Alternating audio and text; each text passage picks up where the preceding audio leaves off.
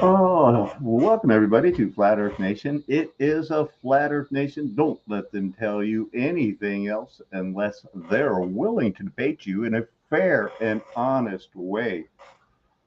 What ENAC? Oh no, something's going on with the ENAC thing. Got a lot of stones to pull up and show you as the spirit leads. Had a hot day, but a productive day here in Texas. Hope you've been loving the Lord, been working on the stones. I had, I could have been on time, I guess, and I had to be a couple minutes late. I am going to be a little bit distracted here because I need to get some of these things done. Oh man, what don't I need now? I need the microphone. Oh, good. And I can plug in my phone and get it a monitor because this is going to be an important one where I'm not going to be able to be sharing and just think I'm sharing. It's going to be a very important deal about the stones. Look at me work.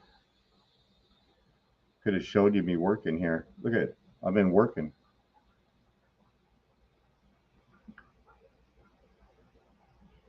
Hey, that's not my picture. There it is. Shows women building the ENIAC computer.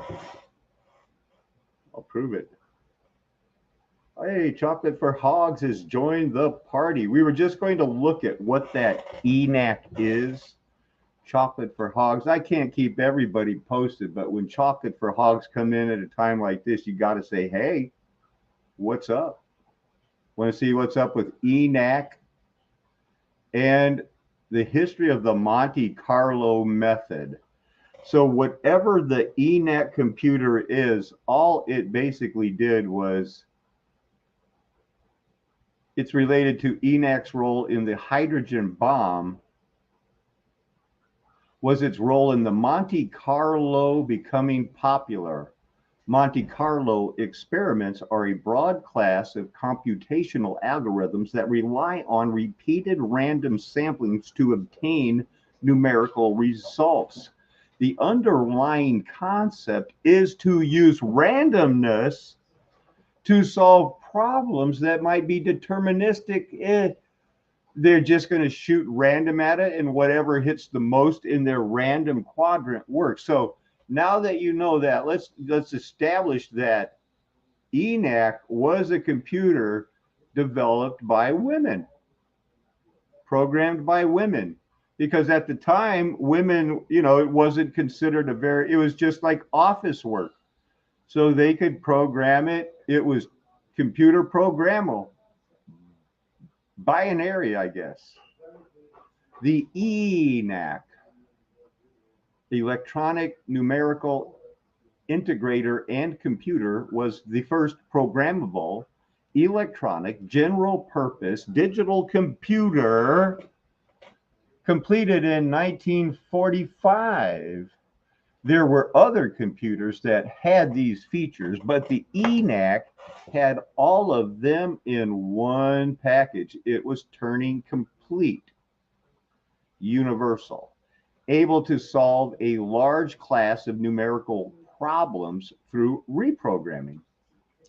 It was going to be used to calculate artillery firing tables for the United States Army's ballistic research because they were just studying these long range weapons like the V2. Remember Warner von Braun, the man who bombed London with V2 rockets? So they put him in charge of Disneyland and NASA. So it was first put to work on December 10th, 1945, having been completed earlier that year. And they say it only cost them $6 million in 2020 money. I'm saying I doubt it. I doubt that. It was heralded as a giant brain by the press, but we don't hear about it that much. Some of the early pictures, here's 4 panels, 2 pieces of the ENIAC currently on display in the Moore School of Engineering. Memory for storing a 10-digit number which can be added into. It says on the bottom here, the world's first electronic large-scale general-purpose digital computer. It's at the Museum of Penn Engineering. Glenn A. Beck in the background, and Betty Snyder, one of the originals, with the ENIAC machine. How about that? Look at that thing.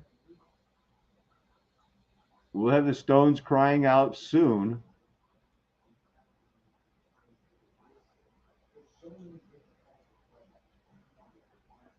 Fort Sill, Oklahoma, the bottom 3, because Fort Sill is where they train the artillery.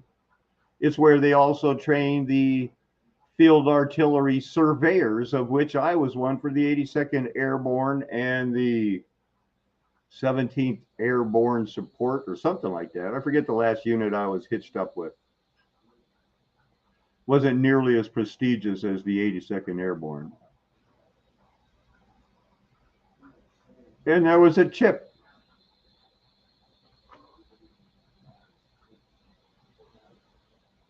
So I believe they used this to rewrite the history. This wasn't a victory.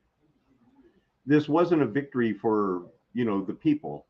This was, they had a computer. They were going to rewrite the history for Satan leading up to our end of Gog and Magog in, a couple decades. You've got time to raise a family and not have them exposed to cell phones and medical choices of your choosing. You could raise your children any way you want. You just can't do it and be a part of the voting beast banking system of the United States. You have to break away and be a bartering thing with your own people. Otherwise, it's not going to happen. See the way I'm going like that? It means it's all mixed up. Hey, Marcus Brown, what are you up to, man? Hopefully I'll get the drift off with you at my back. And if Tommy's in house, I'm sound, guys. Thank you, Team Paco. God be with you all, always. Thank you very much. Tommy, you got some praise out here. Passing it forward to you. So Tommy's doing good, working his ass off at doing the gardening and all this other stuff like that. Marcus Brown from Australia says, hello, mate. He's kind of sore today. So we've got ENIAC Bapaluba.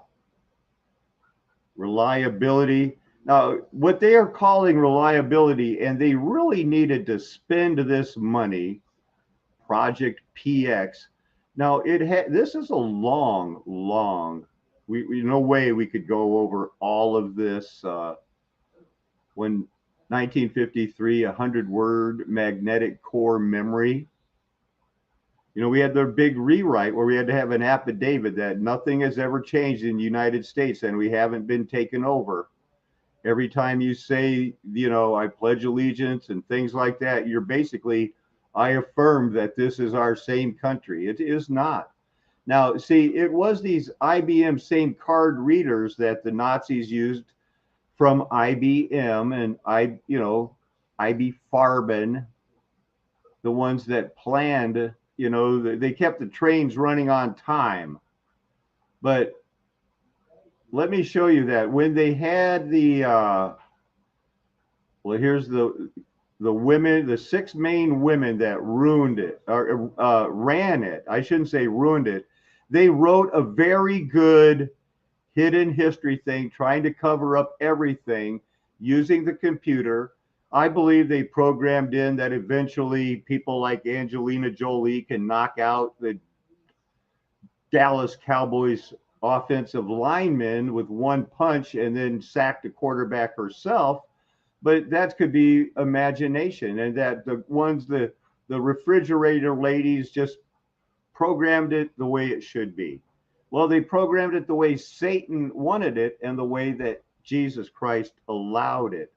But when they were running the roll for the hydrogen bomb, and that's where they, the Monte Carlo method, when they ran that for the input output for the one test for what they call, the fake ending of our, how the United States became the good guy and they invented quantum physics in the, 1920s, understood it in the 1930s and said, hey, we could build a bomb. And then they did, and we saved the world. And now it's all been going on like this. And now we're starting to believe maybe it's being set up by a computer. It was those girls. And when they first did the hydrogen bomb test, the input output was 100 million of those punch cards. 100 million of the punch cards. And, women were responsible, but they weren't really in charge. But somehow I think they made it work for them. Original contract was for 61,000, final cost 500,000, but they needed it, and it was worth it. They made it work. What is the Monte Carlo? It's an early variant of the Monte Carlo method, was devised to solve Buffon's needle problem, in which it says pi can be estimated not by measuring a circle, but by dropping needles on a floor made of parallel equidistant strips. You can also have a good estimation of pi that way.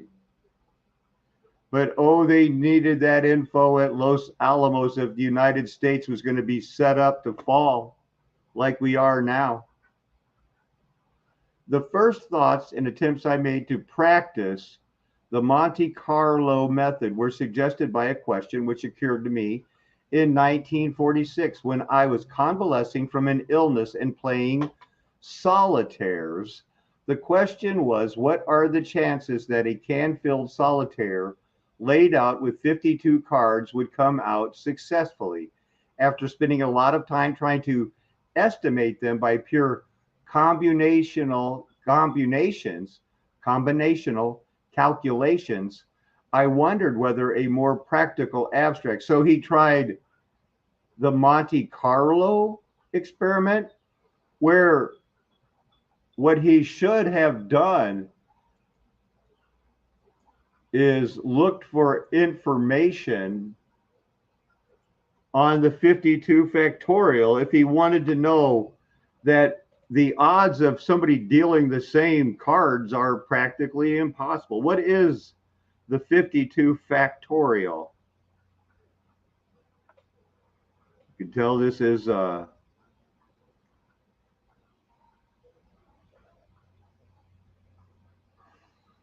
we'll trust the first link, baby. 52 factorial starts with a simple deck of playing cards. This seems harmless enough. 52 thin sliced laminated cards. The possible number of permutations of 52 cards is 52. If you have an old school pocket calculator, the kind that maxes out at 99 million, and attempt to calculate the factorial of any number greater than 11, results in the none too helpful value of error. So if 12 will break a typical calculator, how large is 52? 52 is the number of different ways you can arrange a single deck of cards. You can visualize this by constructing a randomly generated shuffle of the deck. Start with all the cards in one pile, randomly select one of the 52 cards to be put in position 1. Next, randomly select one of the remaining 51 and so on. And it would look like this. That big of a number. This number is beyond astronomically large. So if you start by playing a game, it's one of those things. If you picked one card and walked the Earth, it would contain your cards would contain 707.6 million cubic kilometers of water, and then you pick the one card. That would be your odds of picking that card. It's kind of like the golden coin thing.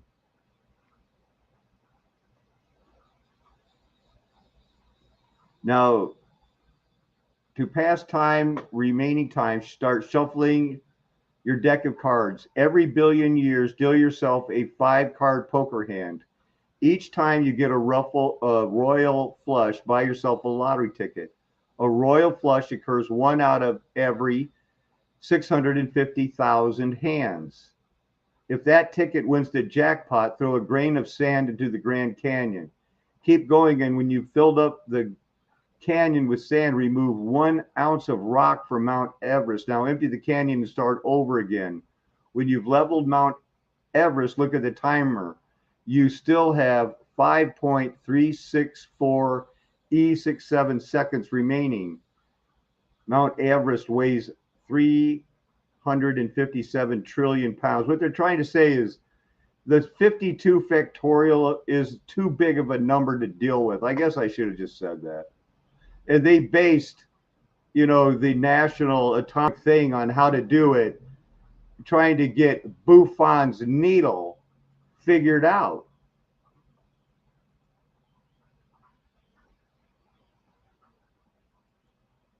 They got it all figured out. It's pi. You brock them like this, and you figure how many end up touching it compared to not touching it, and it turns out to be pi.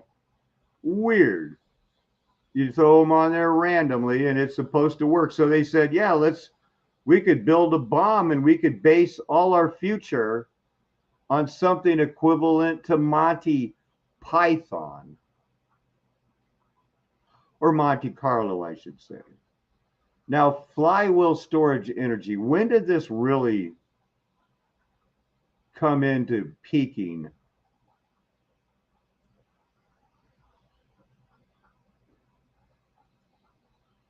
I want to show you something that basically flywheel storage power system, there is no history of it so that you could study the history. And that's very unusual for Wikipedia and why we don't trust them. But it gives examples of when it works. And it talks about how it's proven useful in trams, and actually how some are still powering after 200 years. They're still being used, the same ones that were built. And now it's becoming popular again.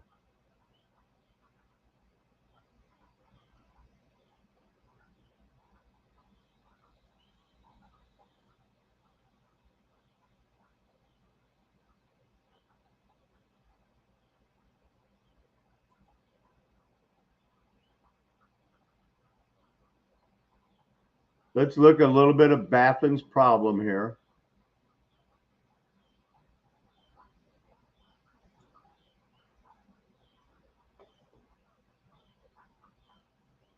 Baffin's needle. We're going to do our dropping trials with this little stick and on that floor. And over here is my faithful assistant, who is going to record the number of times, she's going to record the number of times that I drop it and the number of times that it crosses one of the lines. Okay, you ready? Okay, you ready?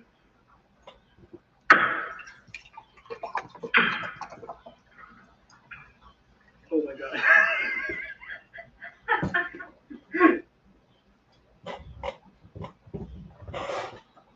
I have no idea how this guy's going to mess up the Baffin experiment.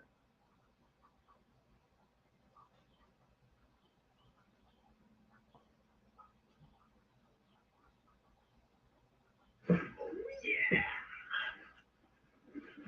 So, what are the totals? The total is 52 crossing, 38 not crossing. Okay, so think we divide 200 by 62 crossing, right? 62 crossing. So what is that? Not even close to pi.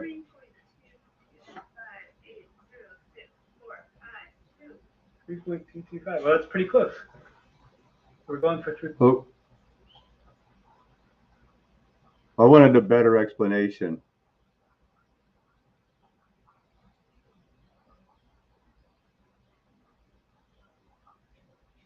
Sorry about that one.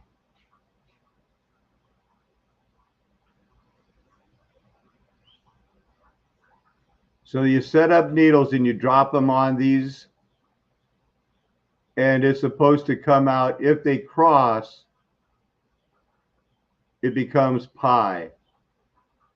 It's just funny how long they keep trying to, prove that 30 divided by 10 is not 3.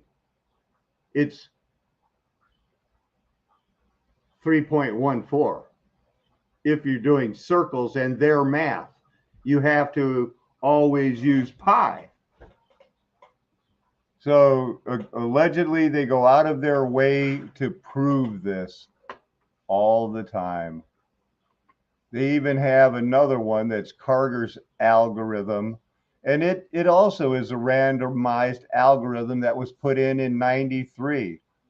A lot of weird things I'm sure were happening in 93. I know that's when, Bill Clinton's first year, he was elected in 92. And it just is a way to, simulate cuts in what looks like this would be a 7-sided line. It's what there'd be 3 on the other side and then a facing one between these 3. Oh my goodness. Right now, I honestly am so nervous about how this is going to go over when I start explaining these rocks. And, I just picked up today, I'm going to be trying to swing the camera over, and I have a bunch of rocks, and I'm going to be, trying to point them out. But I'm going to need to, get a background, because this is going to be brand new information that, not me, the Bible boy, who's going to tell you that all rocks are body parts, and I'm on this mission to prove it to you. I'm going to be going over these rocks for, people like Stellium 7 and stuff. So, there was a good lesson for all of you people that, aren't into the rocks and things yet, but you will be. But I'm going to have to beg your indulgence a little bit more, because I have to go back and you can watch me. I need to find this video I watched the other night about this. I think it was called the Chesterton Theory. I didn't know that I was going to be presenting it until the Lord just opened up so much today. So it was before even what I studied for last night's programs.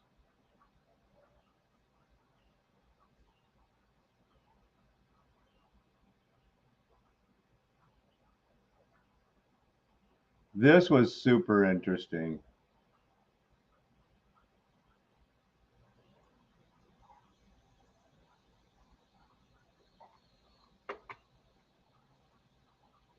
Know what it actually looks like. And even the placement is pretty similar to what we're seeing here in the 1972 model. And a lot of people really took offense to that, because I would, well, they do take offense to that when you are questioning the shape of the Earth.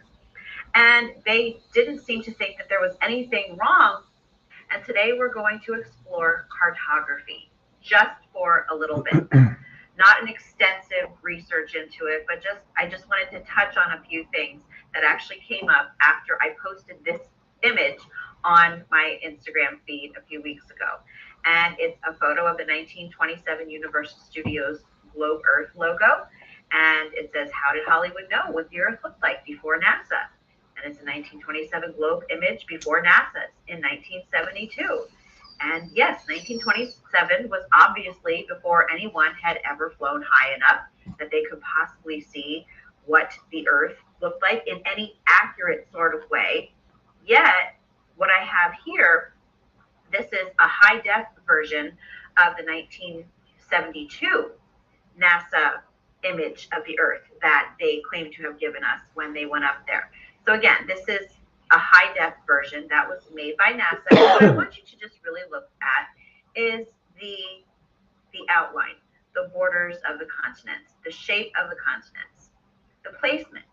And even though, you know, we can only see North and South America here, the reason that I took this image of it was because that is what we can see in this one. And as you can tell, the borders are pretty bang on for 1927, again, when they were never flying high enough to know what it actually looked like. And even the placement is pretty similar to what we're seeing here in the 1972 model. And a lot of people really took offense to that, because I would, you know, but well, they do take offense to that when you are questioning the shape of the Earth. And they didn't seem to think that there was anything wrong with the idea that in 1927 they would have an almost 100% accurate model. So that's very interesting. But I think Shelley, from Question the Narrative on her No Place Like Home channel, 72 might have been a little bit late for when they were faking that picture out the window, because I think that was before they actually went to the moon. But she's close, and her point is spot on. So this is what I was still live using the Holy Spirit to jump to these channels.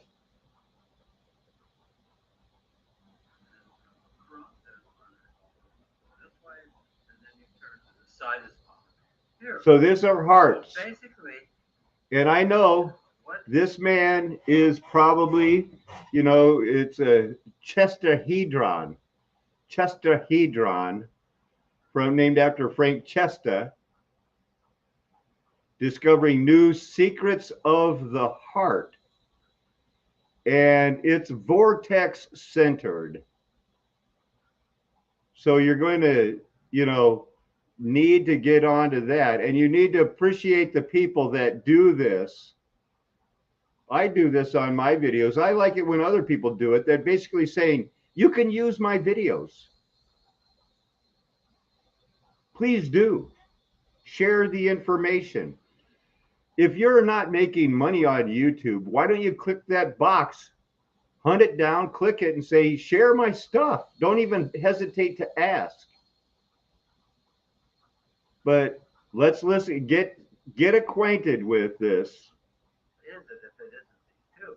What possibly can we say about the heart? And because of these two views, even three views, I think it would be really good to just see what I have done, and you decide. You figure out. You know, is it a pump or is it not a pump? I'm not going to tell you what I think. So it should be interesting. So anyway, to study the heart is a problem, is because basically you can't see it. And so the first studies of the human heart was done by dissection. And then in the modern era came along, we discovered rays. And so X-rays were used to study the human heart. And then next came magnets, which are MRIs. And then it came sound, which is, echoes, and microscopes. All of these tools were used to try to find out what we can't see in the heart to find out what's going on. Okay. So, and basically, look at this red thing, that he's going to say that this is the shape of a heart in a vortex. But again, what they're doing, and not on purpose, is that they're forgetting that the heart is going like this and that, and it's in a vortex while it's beating. And the rocks that I'm going to be showing, and the rocks that Stellium 7 is going to be showing, and Stellium 7 doesn't realize it either, because where he thinks the heart's died and then we're filled back in, I believe, instead of being hit with the glittering sword and frozen mid-heartbeat. And that's what we're going to be going over, and that's what my contention is. And I'm so glad to see Vicki in the house. I want to say thank you very much. Thank you very much for your support, not just by showing up, but tangibly also. It is wonderful. It's a great thing to know that you're going to be blessed, and I've been blessed. In oil, we don't use pi, but 2 times 7.7854 to represent round edges. Yeah, I think it all comes down to where they want to measure. They insist on measuring from the top instead of the inside from, the true diameter. They always say, no, set it on top of the rim. Like that's not going to have any effect at all. Boy, that flywheel energy, I wish I would have stuck on that a little bit longer, but maybe we can go back to it after I show more of these hearts. But we have to get this background on the heart. And while we're talking about that, why don't I pull up, because we're going to need more background information from Stellium 7, who is, in my mind, he's carried the water these last 2 years while I tried to nail down the Bible. And he's just been at it for a long time. He's greatly appreciated. And some of his earlier videos where he breaks down the hearts and the organs of the Titans and things like that, it was groundbreaking. It is groundbreaking. And we're going to be looking at his points of interest. I'll share you. I'll share that screen of Stellium 7's, because he's the man. He's where he's from, chiropractors heal people like some try in the United States, but they're treated with the respective doctors there. And he's had the 6 years of medical school training to be a chiropractor. And nobody can tell this man something he doesn't believe in his heart. The information I present was shown to him, and he is fully in on these are what he calls petrified organs. And he shows right ventricles, left ventricles, and he compares it in the stones. And not only that, what I need to do is try to find if this is the video that shows his list of,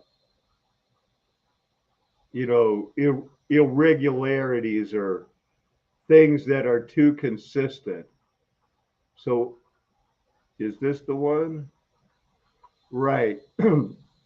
So before we go back looking at that other heart one, and we'll look some more, I want you to get your mind what we're going to be looking over when I look at these Mike Wilkinson scale, because he thought of it, Mike Wilkinson, Dr. Mike, Stellium 7, for you people who have never talked to him on the telephone. So you look for the overall form morphology, often a harp shape. The color should be flesh-like. You're looking for marbling and a fatty. Is there the pericardium, the skin on the out? I'll show you the differences between that.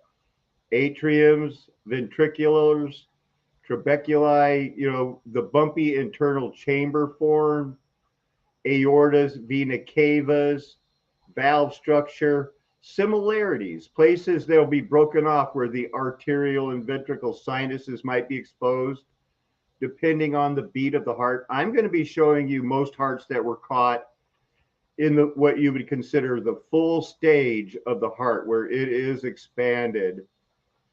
Those are mostly in curvature in different places that will usually have the same, what I'll say at the top, there's always got to be something that would be on the right as you look at it, would be my left. You'll see, I'm not going to be faking this. These things are true. And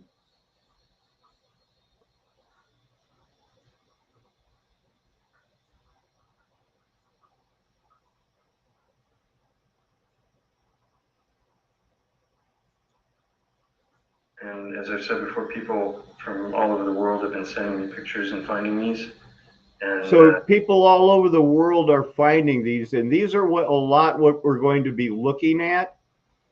But what I've done on a lot of these is gone ahead with a few examples and taken what he called it the pericardium off of the rocks. Just so let me get you more warmed up with the Chesterhedron, and then we're going to get into breaking down rocks, including the other night in a chat room while I was conversing and chatting back and forth, because Mike has, the Lord has softened his heart.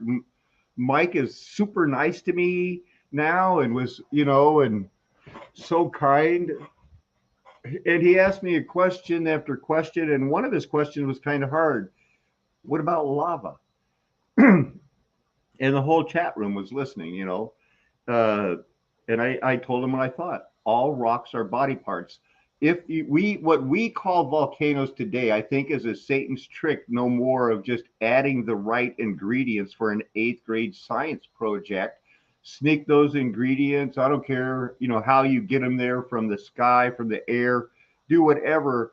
But when you see anything that I guess is melted rock coming out, that's a stew of rock. When you see what is called a lava rock, you get these type of anomalies.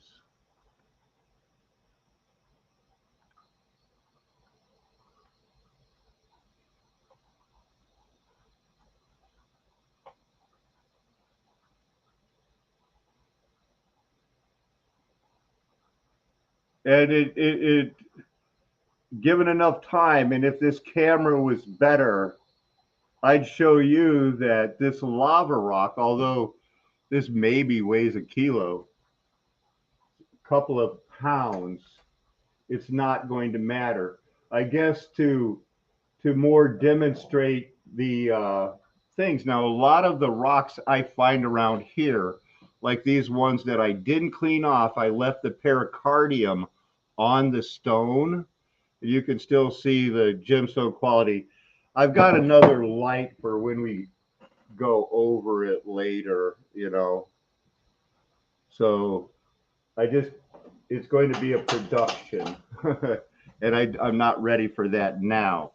But what you can see is, for a future presentation, is that they'd be quite similar. I took the other side of this heart. Otherwise, they'd be, quite the same shape. And on the other side, they'd be like this.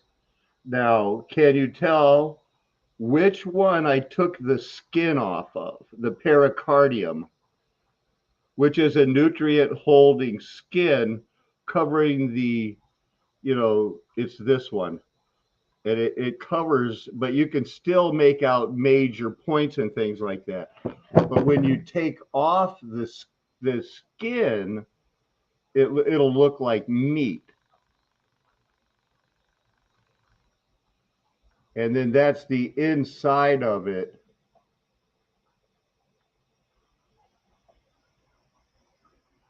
I cut this in half. And it broke because it's so hard. And then other ones, when they're caught, when the heart is caught in, distillation, where it's not spread out, it's closed like this, they'll be flat, but then they'll be more of your classic heart shape. But again, this one I took the skin off of it so you could see the muscle patterns underneath it better. And also you're able to kind of like follow the Gordian knot in colors around, and then it swings back down here, flips up, comes back the other side, and it leaves this tail. See? And then that's the other closing of the start of the Gordian knot, and the other part ends here, and they unwind it. So Mike, Dr. Mike, that's for you. We'll be getting back to those earlier, and it doesn't matter if they're short and squat or like this. Basically what you do is you find to find the divot for the artery on the top. And so there always has to be a mark here. See that little divot? There always has to be that mark there because a vessel comes up and around and hooks on there and feeds there. And there always has to be these bumps on the bottom. And then, a place where you see breakoffs like this, where the vein and the arteries, that fed to the bottom of the heart. As you'll see and learn the pictures as you study more, you'll get it. You'll see the big back flap of the other knot. And then so that when you look in the front, you're going to see something that could be like, oh, okay, well, I see the other part of the knot starting and then moving up here, and then it comes over and goes back down around, and then you get it flipping over here. This is going to be hard. My shoulders are already burning. Well, I guess I'm not going to be holding the rocks up, except for this portion. Exciting? I think so. Because I also have another one that I cut off. This was a great big heart. So I cut it in quarters. It gave you a good view of the inside of it and meat. And then it also, you can see right through it because it was at a different part of the pump when it was, so it's making marbles. And actually when we were working on these, and Tommy stuck a hose in this side, and this side came out vortex. So if you run waters out there, it does come out spinning. These are proven. And so I also, on this one, to show you, remove some skin so that you could see the meat pattern. It does look more like meat. And I left these side kind of rough to where you could still see it. It's starting to spiral and turn. You see that? That's the muscle turn. Remember, this is a quarter of a heart, big one. This is another part of it. The side that didn't, bottom corner with the part at the very bottom.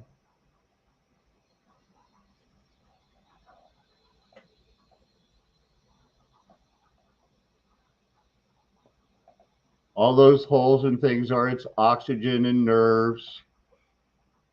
Whew. You want to be the prophet that work for the Lord and get in shape, get called to do stones, you'll get in shape. That's for sure. Back to Dr. Chester. In my case, okay, I also used a tool, and that tool was geometry. And that tool, like magnets or x-rays or sound or dissections with scalpel knives, I used 3 tools. And all I used was the compass like this, a straight edge, and a pencil. That's the basis of my research on art. So I'll show you how I started. I'm going to show you some geometry that I think is necessary for you to understand a lot about which side is this, where is this. Okay, so I'm going to go over here. Center of this circle is at the periphery of this one, and the center of this circle is at the periphery of this one. And there is this distance, this fantastic distance, known as root 3. Okay. It's known as root 3, not 3.14. That is so important because this is cell division. All right. So I have found that this is the shape of the human heart. This is the geometric equivalent of the real heart. Okay, this is the apex, and this is the base. They call it the base, which is at the top. So the question is how did I get this shape? How did I get this form? Okay, so to answer that, here is the same form, okay, in plastic, so you can see through it, because you see what you're trying to do is, what I'm trying to do is to find out what's hidden in the human heart that you can't see. So it's a discovery of what's inside and what's outside. So you wonder, well, where do you get that shape? I mean, did you just make that up, or where'd you get that shape? Well, to understand where I got that shape, you have to take a cube. And the cube, okay, is all edges. Okay, there are 12 edges. And if you dip this into soap and bring it out and blow a bubble, it looks like this. That is a bubble in the cube. That's a circular cube. So it will hang inside the cube like that. So this is the way nature works to make things go from geometric to organic. And this is called minimum surfaces. Okay? And that's a procedure that we use, mathematicians use. And then here is what a tetrahedron is. Okay. So if I dip this into soap and I blow a bubble, it looks like this. Interesting. So if you look at this, here is the way nature uses it. Okay, this is a marine animal. Okay, a radiolarian, and you'll see that it has a bubble. There's the bubble, and there it is in the middle of the skeleton of this marine animal. And of course, then the outside, okay, appears as a tetrahedron. So what happened is that to get this shape, I did the same thing. What I did is I took and made a structure just like the cube or the tetrahedron. But this is based on a discovery I made of a 7-sided form. This is 6. I mean, this is 8. This is 1, 2, 3, 4, and this is 8. This is 7.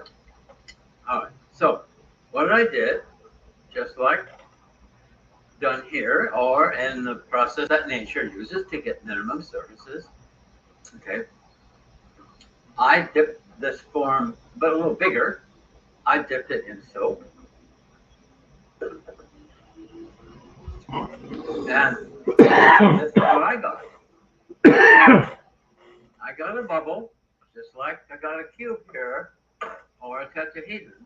I got this shape, okay, in the middle of a 7-sided form.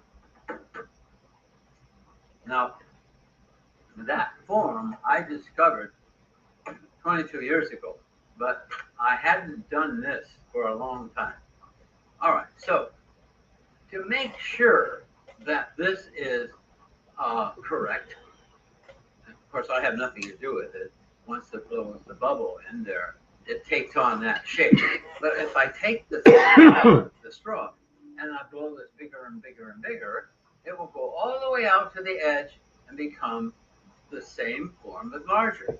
So to really test that, I have to take this shape and put it in there to see what happens. And so here it is inside this gold, this brass. Here it is inside of this form. So this form inside there tells me whether this is correct or not, because this form, same shape, but small.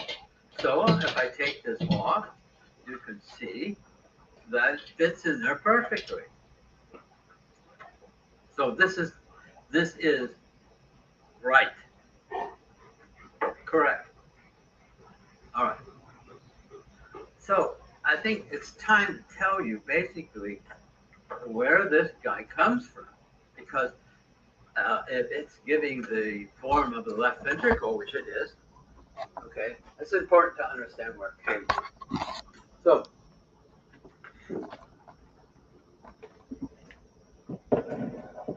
when we first started out, I showed you a Testahedron. And the Testahedron, okay, which is this one,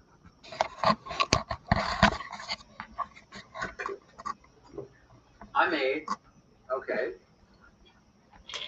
with little faces, straight faces. And there's 4 triangles that make this up. Now, what I did was I took a cube and I put the tetrahedron into the cube. All right. So here's the cube, so you can see through and see the tetrahedron that I put in here. So if I put the tetrahedron in there, it fits in the cube because I made it the right size, so it would go in, not too big, not too small. And I put it in here, and then I noticed that all the squares, the tetrahedron is a perfect diagonal from corner to corner. Look at it, corner to corner, corner to corner to corner, everywhere. All right, and then I realized that from this corner to this corner is the axis of the tetrahedron in the cube is √3. It's √3. It sits in the cube at √3. And √3 in the cube is approximately between 35 and 36 degrees. That's the angle that it fits in. All right, so this is what I did to get this form. I took that same cube and the tetrahedron, and what I do, I spun it. I spun it like that. And when I spun it, all the triangles got smaller and appeared a kite shape. A kite shape appeared. So what happened is that the triangles opened up. And right there, halfway down, okay, halfway from the center to the edge, halfway down, I stopped it. Hey, so I hope that some of you guys are getting that. This is going to be a heart study that, it isn't for everyone tonight, but you can see the main thing that I needed for this takeaway was for you to hear that part about the 7-sided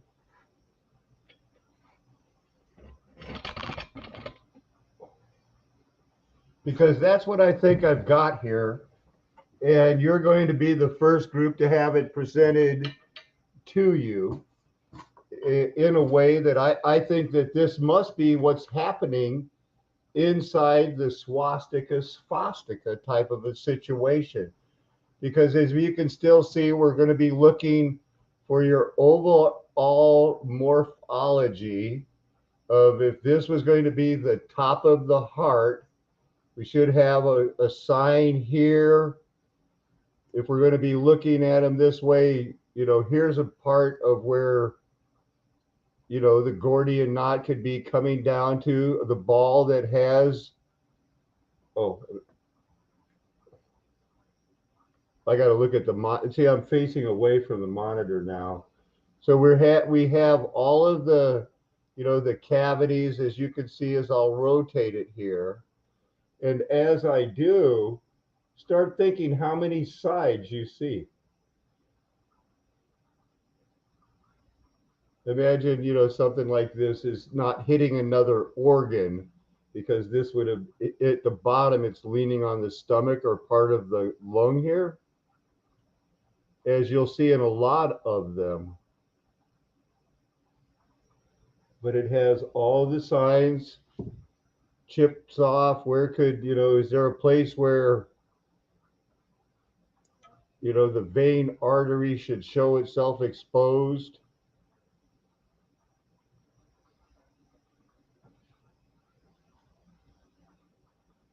One, two, three.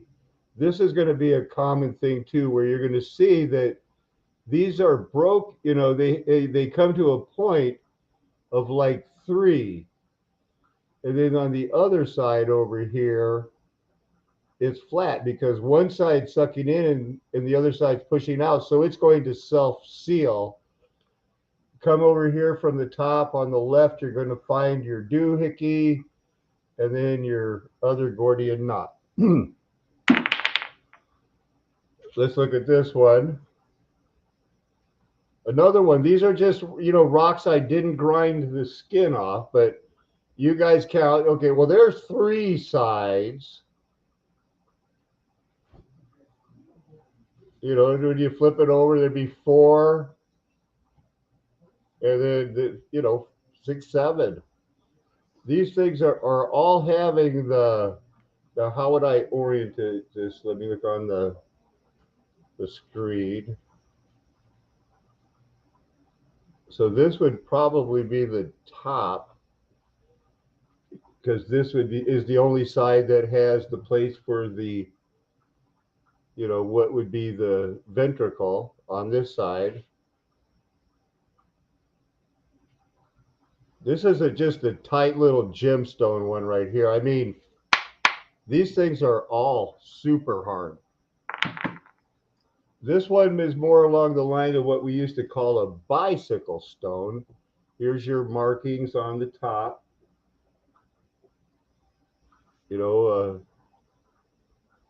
Coming down.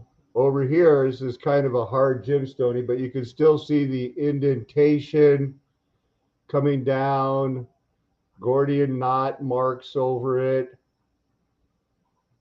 And again, is this a little bit better now? Can you see how when you take the skin off of it, you see that that's meat underneath these, right? That would be meat once you get the skin off.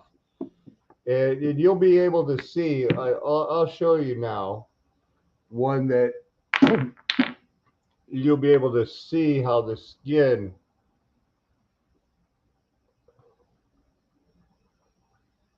because this is broken off where the veins and the arteries, you just pulled that off. This would be the top. Find where, this is the top. So it probably came over here.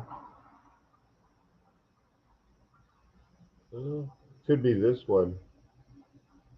It's got the marks, but you see it's got a little bit of the classic thing. How many sides does it, there's 1. Start looking at the sides of what it would be, because these hearts were all trapped in a vortex swastika type of a situation. Let's keep counting. Don't let me forget to count the sides on some of these things, because this would be a top side. Here's your indentations. Probably came up over here. Still has somewhat of a bottom where it looks like, this is that part of the Gordian knot that flips back over itself. Down at the bottom, you have a release point. another side. So another 1, 2, 3, 4, and then this, would be 5. Here's at least 6. Now, if one of these, is spinning, it depends on where this would be beating, because this kind of looks like, these were all beating vortexes at one time. Dr. Mike and all of you other Stone fans, that's what I'm trying to tell you. Same with this one here. I thought this might be a lung at first because of the lack of definition in it, but it has this flat spot that looks like it was pushed up against organs. 1, 2. It's hard to trace this one, but it was in the bucket, so I'd show it.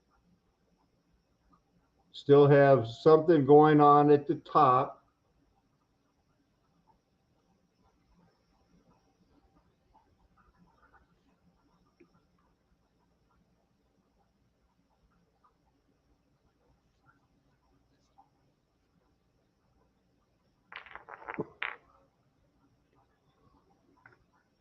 Another bicycle seat stone would be typical of a heart orientation, somewhat like this.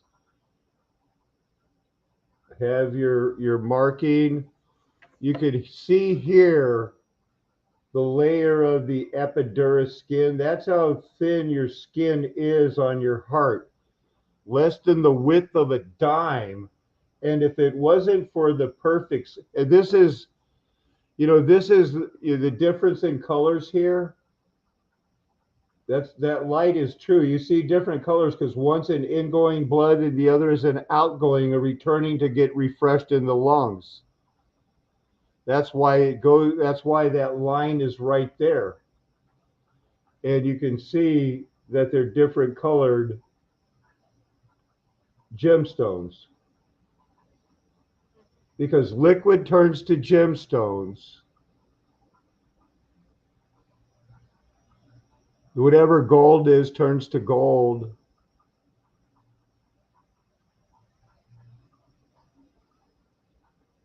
Could use some help, Mike, with your technical expertise. You don't have to buy into the Chesterton theory yet, but you probably will want to check it out. Now, what's with this, Could this be the back of the heart where it presses up against the lung, and that would make this the front? So this would be the thing on the left, the right, and then the bottom has this broken off thing. Something is going on here. With this one, you can almost see the rotation of what was still going on in the heart. I wish you could see it, could get the angle on it that I have that shows it'd be perfect for napping out those, because this is smooth. It just goes from gemstone to gemstone, and you can see the width of the skin of the heart. Basically, it's just there. Don't worry about it. Zero viscosity. Zero viscosity. The bike seat, 7-sided hearts, chocolate for hogs. We're making history tonight, and the Lord will be blessed. Have you seen the flat ones when they're not in the full beat? They still have the same meaty appearance, the same, circles at the end, the holes where you get your oxygen and everything else. Now here, the muscles are going one way, fresh blood going down. It's a mess when you turn it around, but you still see the end of the flap of the Gordian knot. That's one side, bad blood going to be refreshed. Fresh blood, freshening up that muscles going back in. You can almost trace it. 7-sided hearts, fully expanded. Well, this was in the pile, so it got thrown in the mix. And the light glazing is all I did with some water and coconut oil and then just rubbed them. So a lot easier on Paco tonight. So here's kind of your smooth spot that would be pressed up against the lung. You flip it over, go to the top. We have to find this. That would mean there has to be something here on this side. Come back around to this side. You're usually going to get it breaking off. See the tracings of the muscles pattern. One side, this looks like a side, 2, 3, this whole 4. Now this looks like a side to me, you know, 5, 6, and then 7 again. Or this would be 7 up here. You know, I'm not that hung up on it. More often than not, it looks like it can fit with 7, and how you catch it in the spin seems to be the common denominator. You see a rock, you pick it up, and you know, dip it in some water. You see where it is. You see this circle here. You know that that's some sort of a body part or something. This is a mark on the stone. So you see the stone. You start. You know, you can go like, well, here's the side that's really, you know, kind of super smooth already. So that must be pushed up against the lung. Flip it back over. Look at the top. Signs of veins and artery. Should be a sign over here. There always is going to be. The lines, if you can see them, some of this one has a good idea of this. Maybe you can see some of the cracks and things. They have a grand finale, Lord willing. Gemstone snapped off where the other connection was. 1, 2, 3, 4. This is 5, 6, 7, because the top has 2 this time. I think it tries to spin in that 7 thing. Who knows what who knows what's going on in those vortexes, man? Who knows what's going on in those people's heart?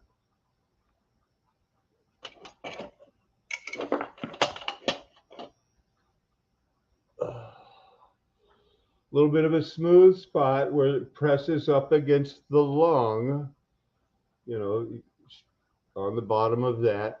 So you have to flip it over. You look for signs of vein and artery on the top.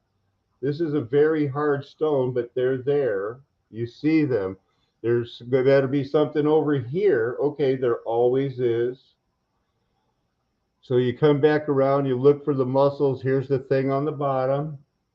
Always these same things, because stones are body parts.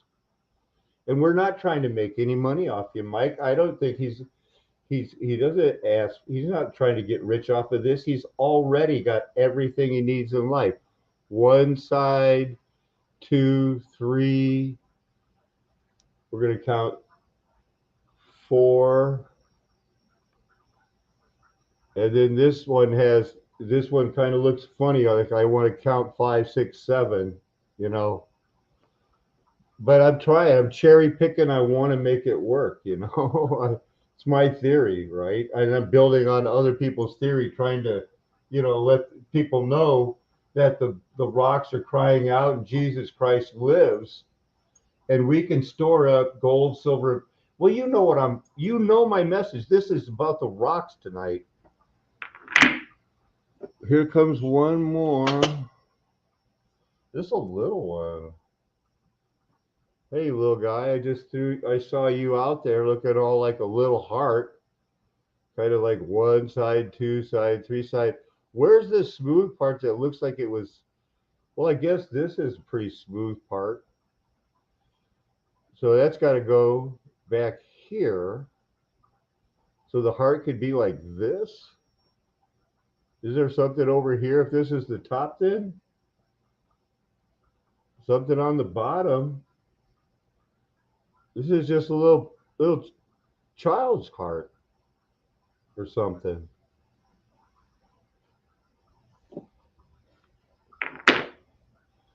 We looked a little bit earlier at some of this chunkier one on the top. Kind of a smooth spot where it could have bumped up against a lung. I mean, what are we looking at here? 1, 2, 3 sides. That's 4. So we got the bottom 5. Is this 6 and 7? Can you count that? So we have this coming back over, starting out, different winding for the Gordian knot, and on the back, kind of looking for a flip over tail of the Gordian knot. This might be it. This part. This is a tough little one to look at, man. It's hard to figure out, right? It's still got that spin in it, you could see. But getting that skin off down to this brown, because it's all as hard as this gemstone. This is all, what I'm showing you tonight are all completely gemstone hearts. These are not ones you can cut.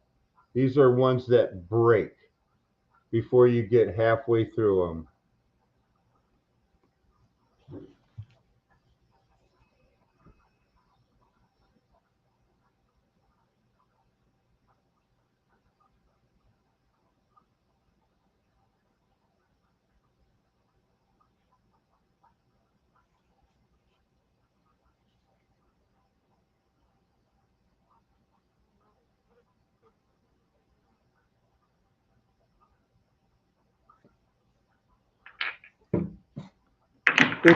This is a lot of responsibility. Here's a better look at that.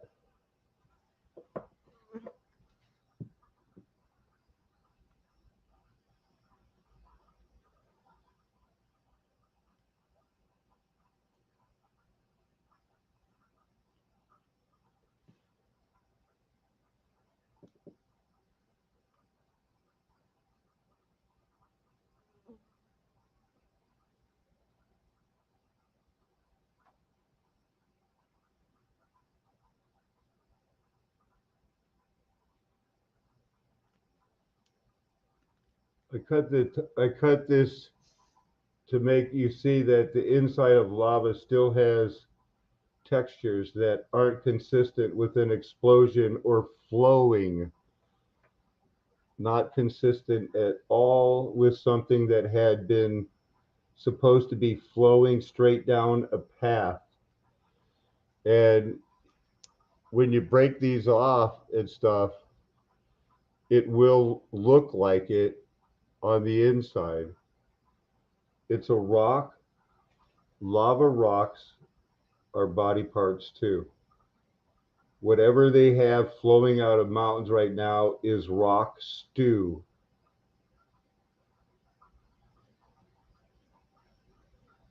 See how when you take off the top, you see underneath what's going on? It's busy in there. So we covered that.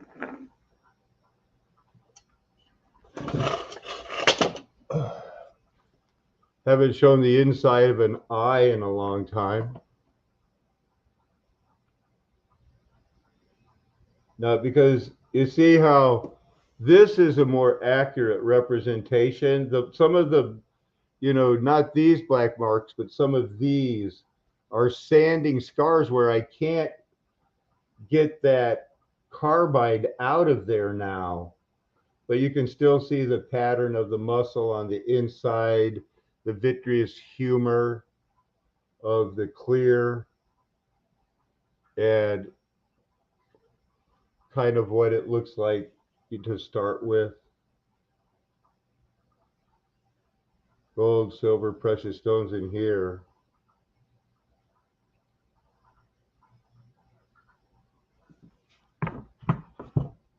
So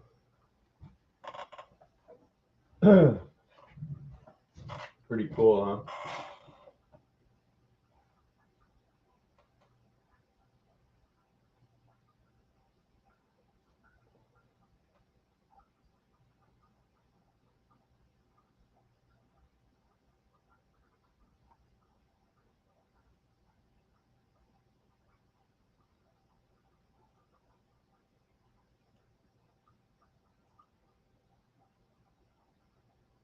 I'm taking a break now. That was kind of hard for me. Just give me a second here. Catching my breath.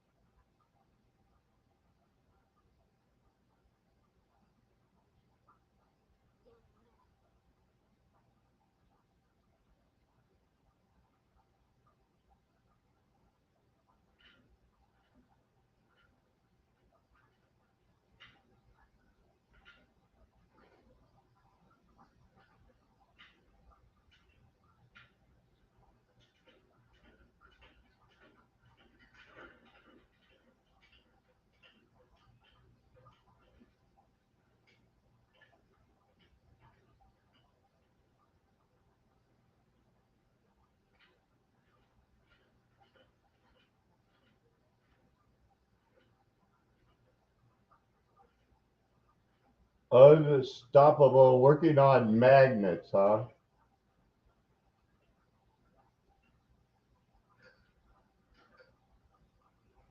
I'm not sure that's what we were looking for.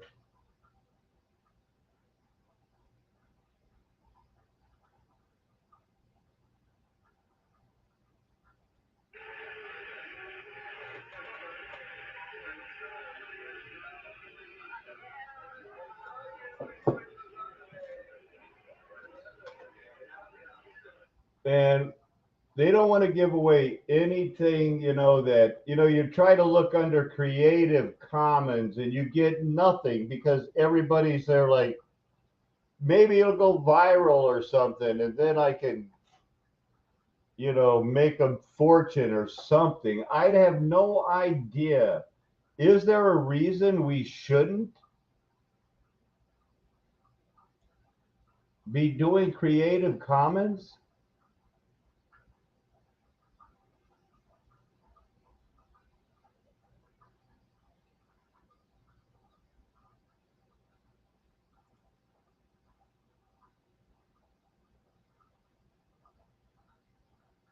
And even this, in if you just look up flywheel, even Wiki makes it hard for you to find. You'd think flywheel. Oh, there it is right there on Wiki.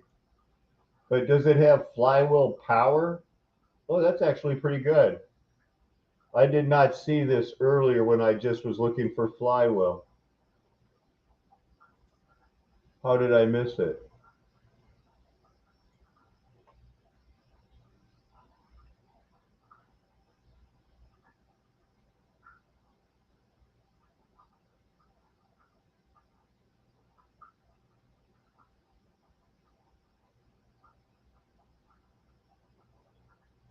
This afternoon, flywheel, mechanical battery, mechanical battery.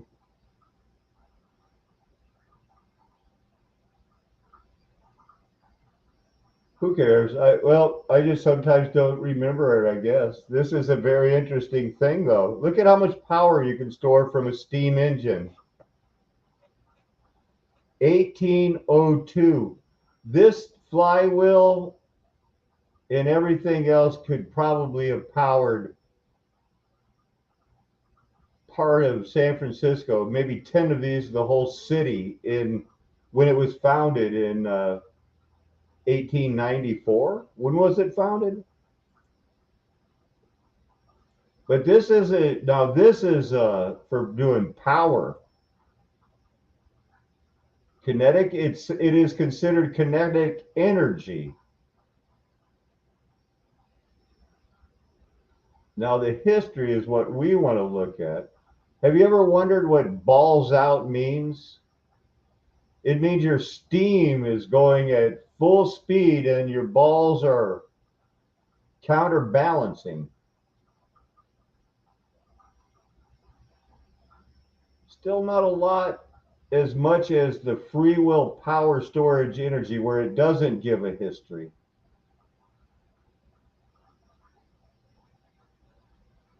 Not much of a history.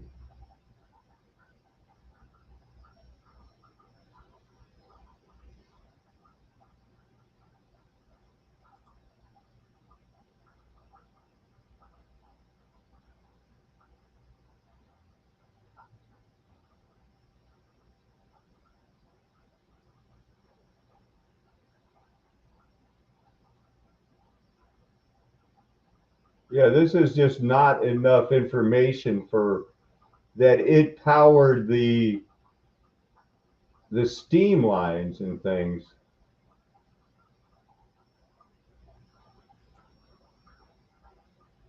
Hey, this ought to be good.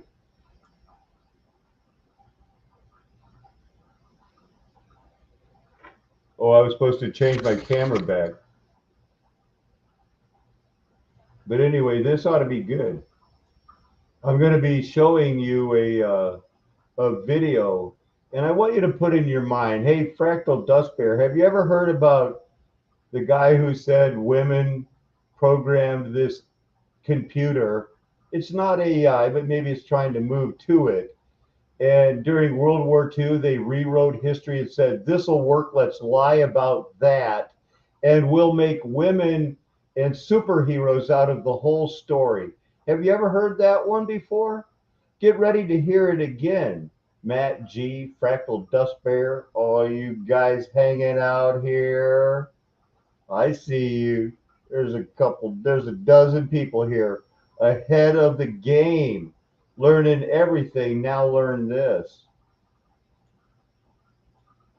It's true that he talks about teamwork, but it's still basically a team full of superheroes. Like, all the people involved are genius, brilliant, geek, innovator guys, but they have to work together across history to get the job done. And I thought, well, where else have we seen a team of superheroes? So, you know, it's basically the Avengers, right? They're all still superheroes rather than ordinary people, but they still have to work together to save the world, or in this case, invent the digital revolution. So I wrote this up. If you kind of Google this, it's online. I wrote up this side of the argument in this column called Innovators Assemble, Ada Lovelace, Walter Isaacson, and the Superheroes of Computing. So if you want to know what I really think about Ada Lovelace, you can find it there. Now, the history of this early period of computing in the 40s has tended to be dominated by this battle for firsts, right? This is just kind of a fairly random sampling. So, this book about ENIAC, the world's first computer, Alan Turing, is also the father of the computer. So is Atanasoff. In these two books, so is Konrad Zuse, if you ask Germans. And so the only thing, and you know, it continues to this day, right? Like anytime an online publication runs some story about an early computer, the only thing that is going to show up in the comment sections is 20 people with way too much time on their hands who are only going to care about this question: did the story get the right answer to what was the first computer?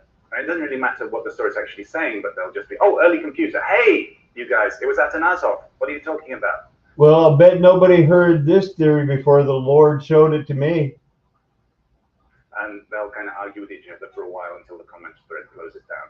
So this is kind of still a question that, you know, apparently there are people out there really care about. It's not so much the question that I care about personally. ENIAC, though, has been seen kind of as one of these like great machines that is a contender for the title of the first computer. So just to kind of give you the general time period on this, because I know most people don't walk around with these facts in their heads. So ENIAC starts in World War II, proposed and approved in 43. Basic kind of architectural work done, detailed plans and prototyping work in 44.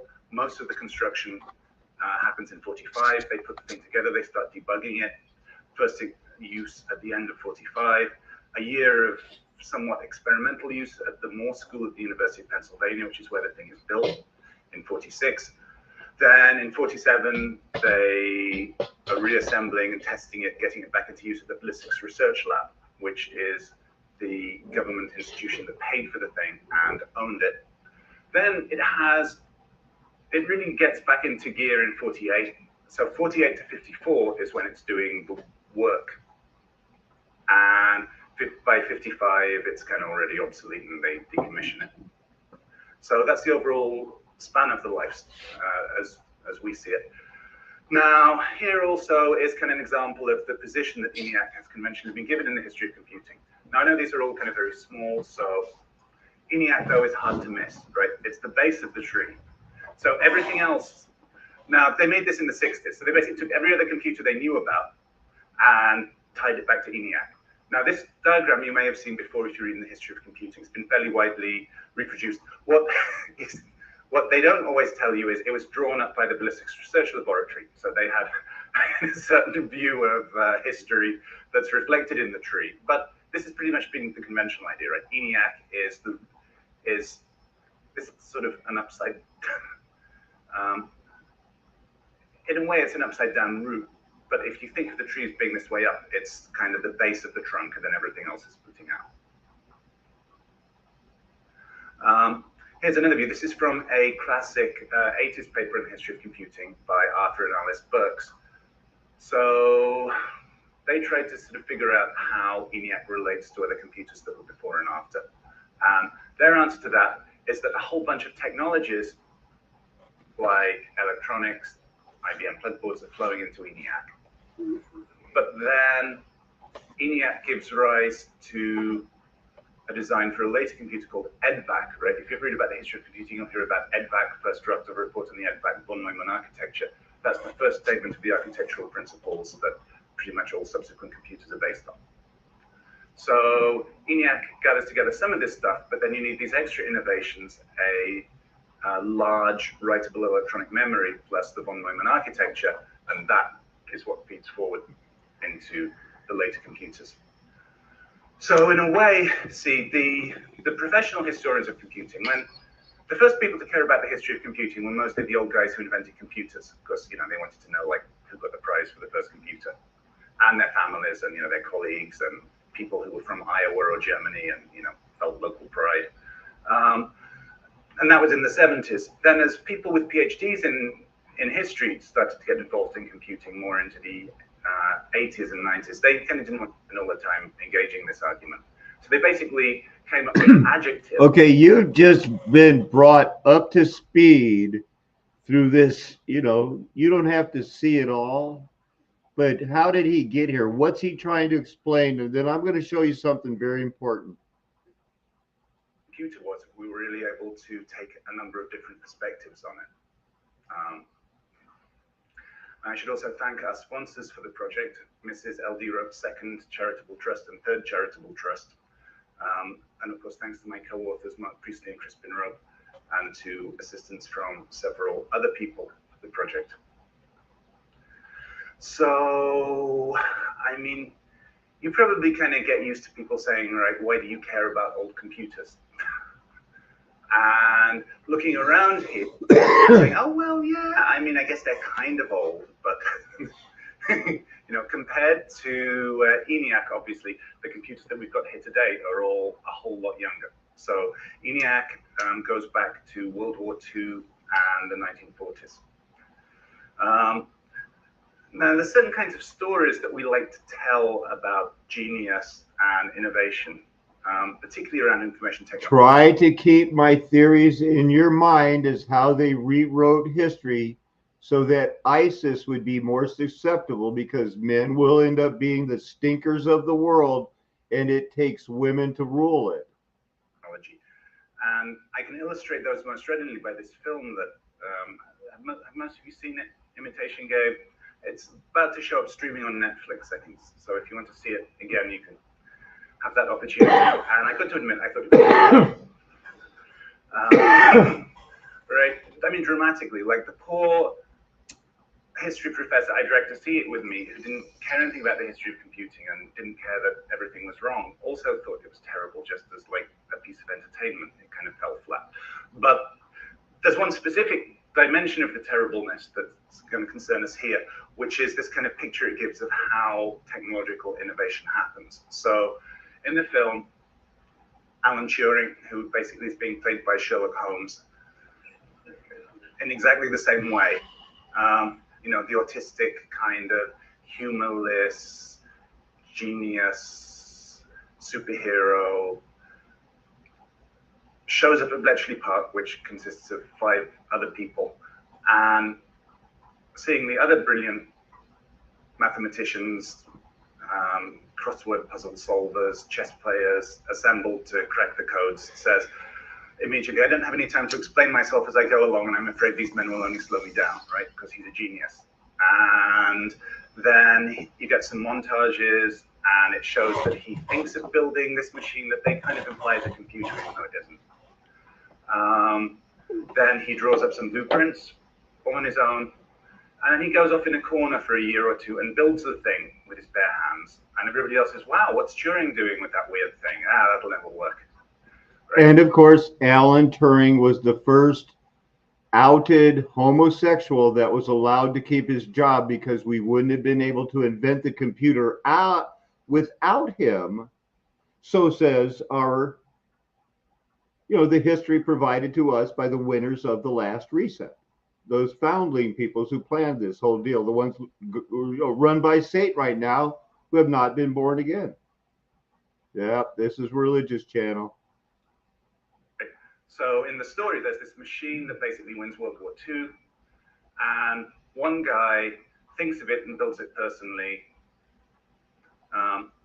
Now, in reality, of course, there was something like 10,000 people working at Bletchley Park by the end of the war.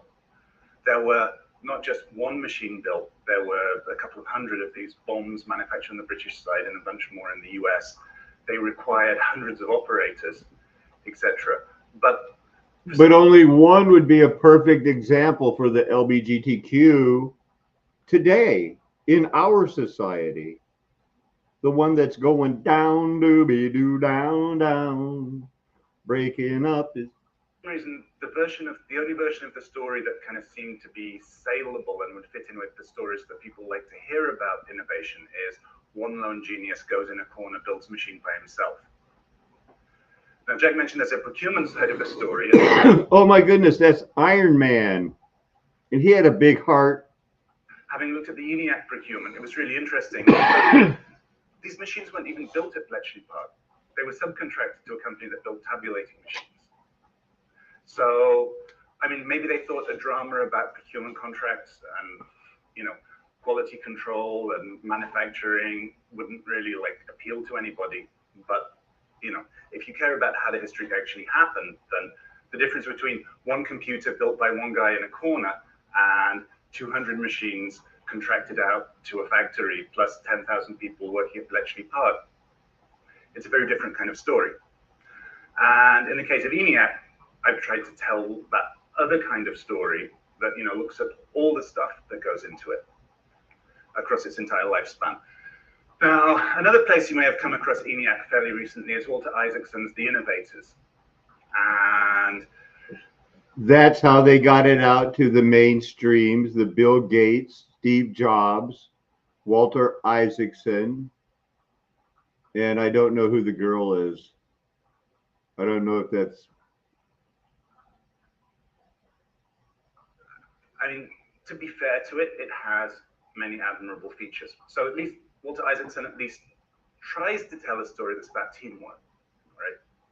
So he says, yeah, it's not just one person invented the whole computer. You've got to look at all these different things, and they add up to modern computer technology. And he did read a bunch of stuff. He's got a lot of footnotes. He cites things, and at least because as we know from the job bio, and you've seen the movie, turns it into superheroes. He's just everything is down to. But when I was kind of writing about this, I also write this history of computing column for communications of the ACM. And one of the things I was trying to think about, like how to convey this, I thought, well, it's true that he. And it is, you know, damsels in distress. They don't need the man anymore, only when they need him. Let's get a little more background information before we move on to something.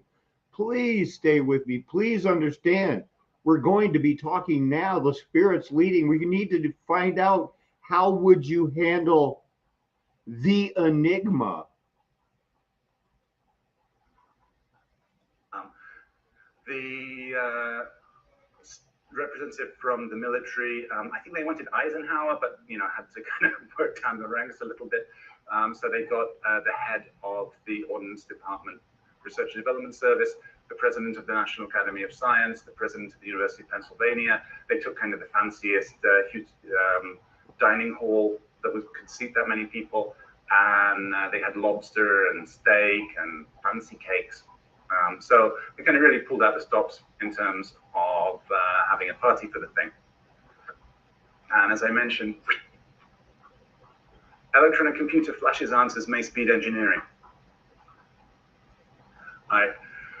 Now, once they were getting to the point that the machine was going to be ready for testing, they had to think about who was going to operate the thing. So at this point, the operators, who you may well have heard of, 6 women were selected who'd previously been computing the trajectories manually. Because they said, well, they already know how to do the computation manually. That's going to be a big step because they'll understand what the computer's actually doing. The 6 women operated ENIAC through its year of use in 46 at the Moore School. The idea was that they would be trained there and they'd go on to Aberdeen, though not all of them went back to BRL in Aberdeen, Maryland. And the ones that did, most of them had left by the time it re-entered operation. So their duties, they had a really wide range of duties. So one of the things they were doing was just, hands-on working ENIAC, right? Because it needed like constant, taking cards in and out, kind of checking it, pushing the switch to start it and stop it. Very hands-on. But they were also involved in helping to diagnose and correct problems because the. I wonder if, it's always been women and children first. It used to be like that before. I wonder how we got from that to, I just saw a video of a girl screaming and ripping up a doll going, "I'm killing my baby." Operators, the people who know how the machine works and what it's doing, in terms of helping to set up the configurations for the machine. I'll talk more about that in a second. And particularly, and working the auxiliary punch card equipment that went with it, and I'll show you what that meant in a second. We'll be waiting for you.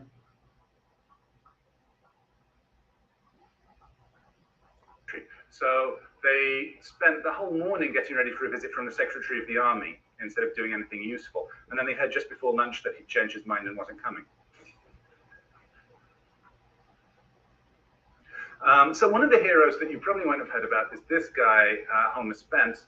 So he'd got experience with radar. He was an enlisted man assigned during the war to help ENIAC at the Moore School.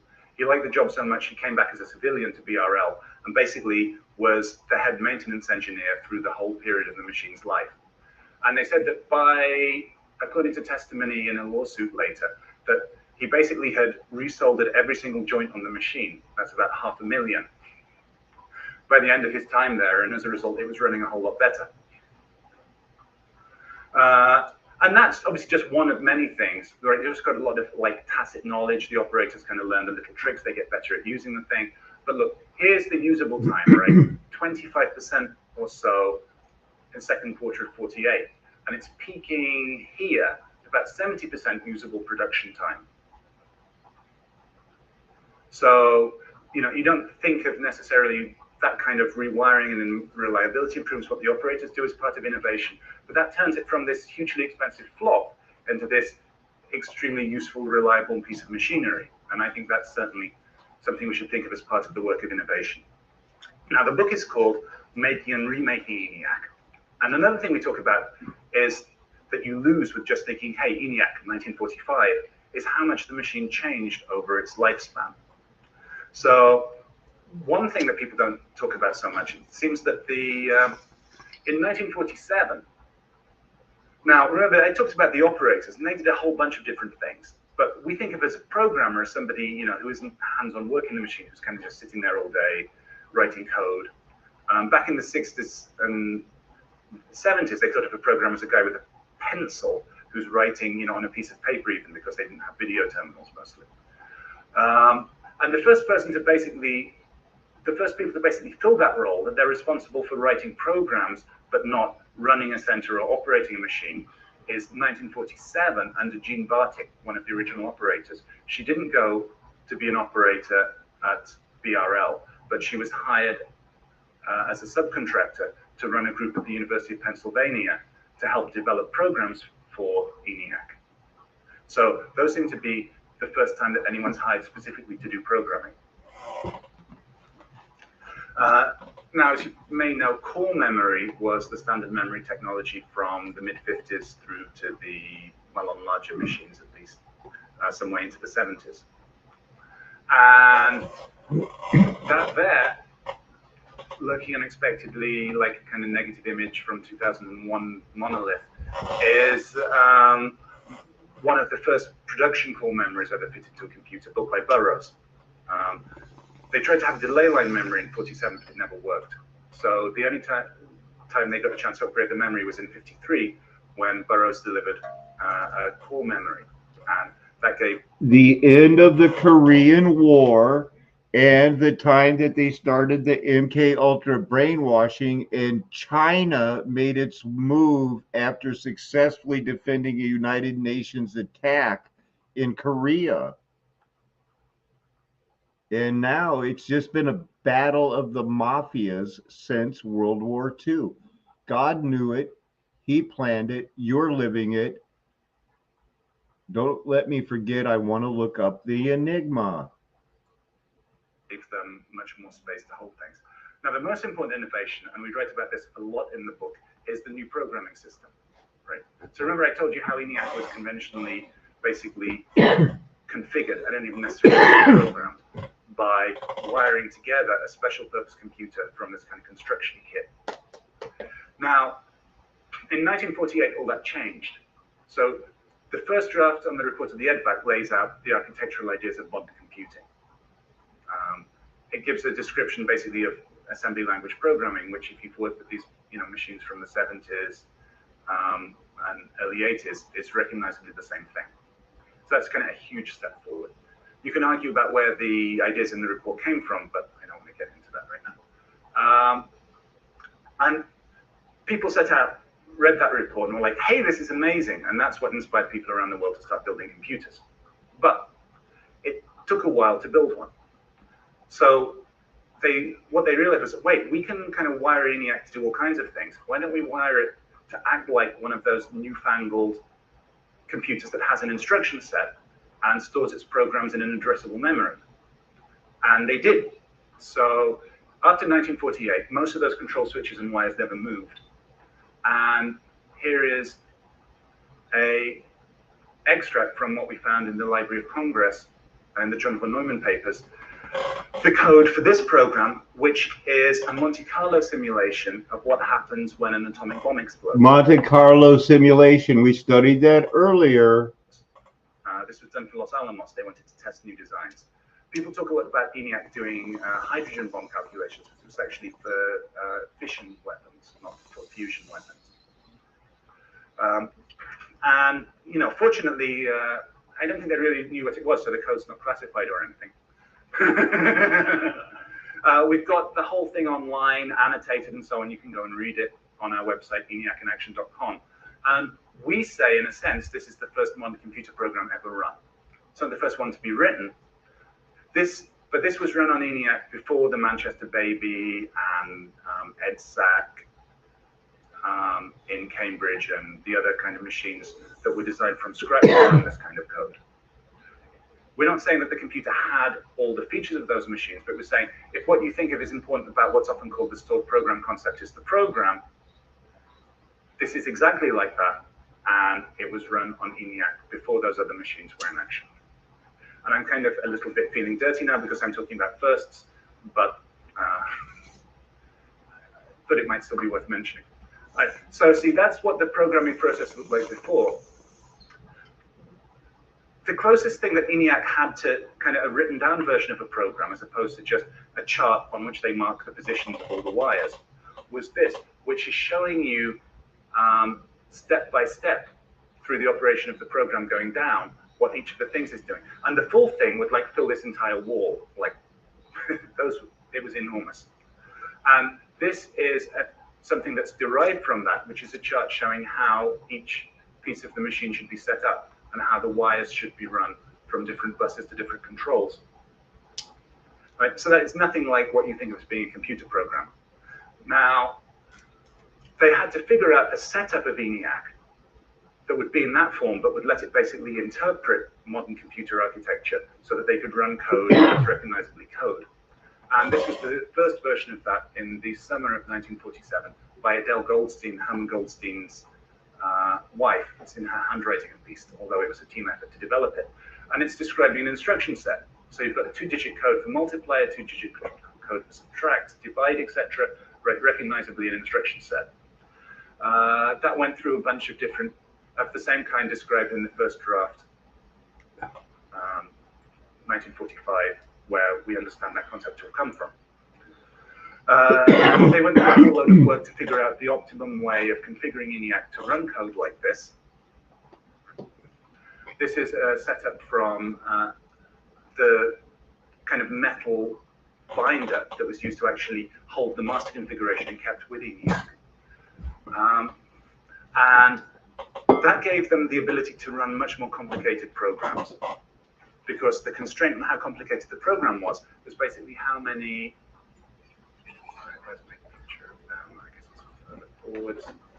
how many numbers they had on these panels. Right? It took, most instructions, it took 2 of these decimal digits to code. So you turn the knob to represent a particular decimal digit. And that gave them the capability to run programs that were thousands of instructions long.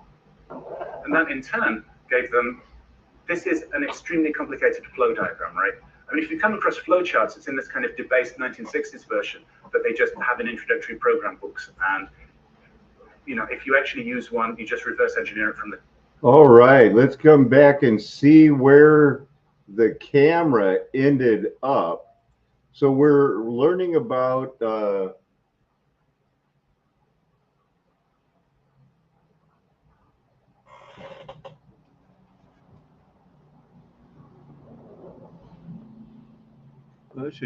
that'll be fine. You know, who now, I guess there's different ways you can look at the situation. I'm offering you one way, the world's offering you another way, and it's right there for you. But I don't want you to take it. We're going to get into the Bible more, and you know, I believe that they faked the math. They faked everything since 1711. I believe that the orphan trains and foundlings happened. I believe we're a reset society. These things are real, and the Bible's proving it. The stones are crying out. How many of you would be willing to put in, you know, yes or no? You've heard and understood the Enigma story from the, you know, maybe some of you saw the U-57 movie, or you've gone to the Museum of Science and Industry in Chicago and seen a, what, you know, captured U-boat. Everybody, all the countries want to take credit for they cracked the Enigma code. What is the Enigma code? Well, it's something that is impossible for humans to really understand, like the Rubik's Cube. If you ever find somebody that tells you, I solved the Rubik's Cube without looking it up online, no, they didn't.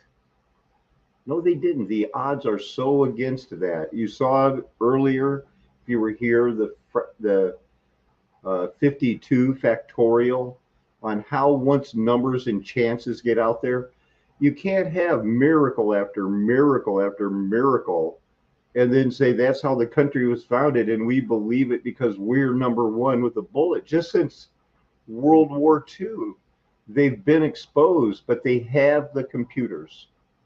because we've voluntarily, carry tracking devices that with 1G, it said they're going to ruin your head. They might cause tumors. Don't keep them around children. And now we're up to 5G, thankfully just ending a pandemic that nearly cost the globe in their world. It's a reset to them. But I'm a flat earther. This is just a map. What is the enigma? Okay, Fractal Dustbear knows a little about the thing. It's something that they could crack codes. We could read everything, and I mean we, the Allies, the United States and England, cracked the Enigma code. I don't really believe that, but that's their story. And we'll look up some things about it. It's too hard. I know the math and the quadrillion thing. And again, like an Alan Turing, they had a group of people that just were crossword puzzle solvers, and they solved that. They used those crossword puzzle solvers and women at the front because the men were at the war to build the bomb, to help do the math for the quantum physics that was needed, not only to prove dark matter, but to prove that people could go to the moon, so we could have V2 rockets launched that bombed London. It wasn't Armageddon. It was nuked. It wasn't firebombed in Tokyo. Oh, no, wait. Tokyo was firebombed. It's all of that thing. But here's the question for Enigma and their conundrum. Once you know, if you start intercepting the codes and you start saying, oh, they're going to be here or there, let's go intercept them, they're going to know, hey, they broke the code, and they'll quit using it. So the United States, Great Britain, and the Allies decided, we'll know everything that the Germans are saying because we've cracked the Enigma code. We can't use it. You can only use it sparingly, and we'll try to feed them false information, hence all of the double agents and all of the, oh my goodness, there's more double agents than we can handle. I'm typing in Enigma right now. So very soon, there's a lot of bands called Enigma and everything else. People love that Enigma Bobigma. Let's see if it's possible if Canada is trying to take credit for the Enigma machine. But you're going to learn about the Enigma machine. But in the background, I'm wondering, what would you do? Would you use it right away and save those people, or would you let the battles continue and them die keeping secrets when you could have helped? But in the long run, oh, history from their computer is so melodramatic. I can't hardly stand it. I got the Bible and you guys. Hey, look, 17 people are here now. Remember when it was just 14 a minute ago? I hope you new people drop in the comments and say hi to these people, because salt of the earth. And I'm not just saying that. I know these guys.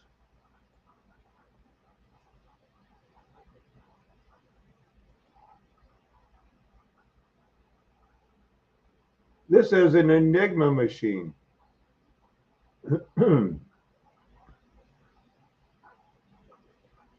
During the Second World War, Germany protected its communication with this cipher system that had over 4 quadrillion random points. They have a whole story about how they broke the code because one guy made a mistake and those geniuses made it work. Scrambles one letter on each wheel, This is an early one, and I did not want to have to do the explaining on this.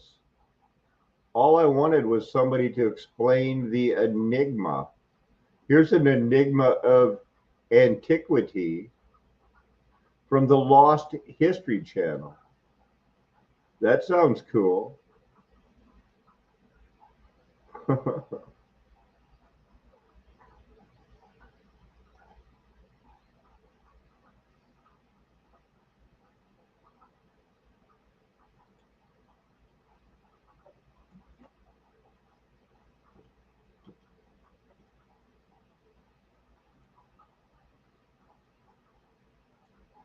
I'll bet you there's a better one than just enigma. That was way too vague.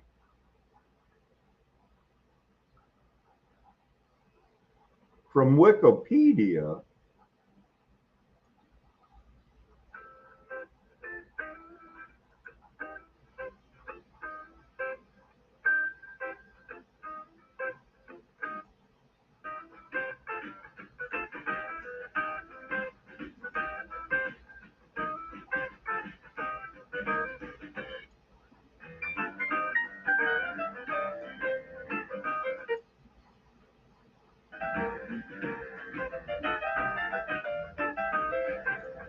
Man, what would you do if you figured out that machine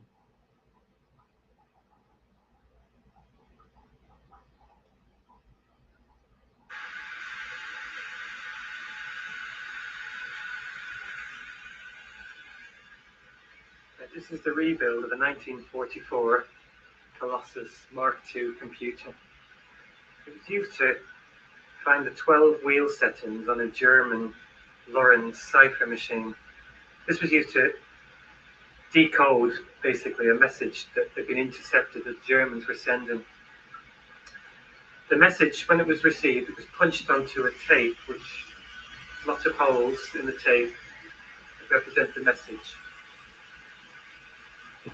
Well, what happens is the tape is fed into the machine, and it has a reader, and it can read 5,000 characters per second that it's going through.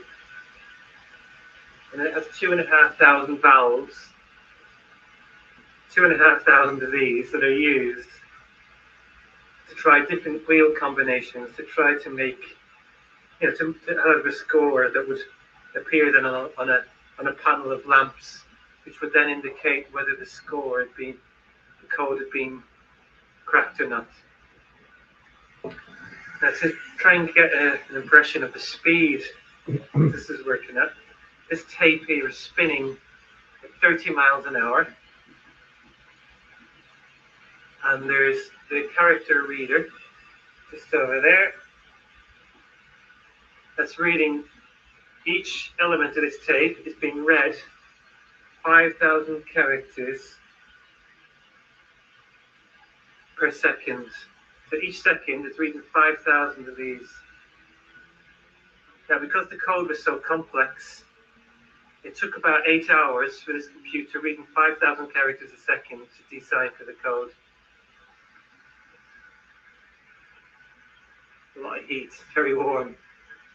They were doing all of this. Remember, for the United States, the war lasted 3.5 years. From scratch, they say. From a surprise attack, they say. They mobilized and armed the world, built computers, and used new math to make a bomb and save the world in 3.5 years.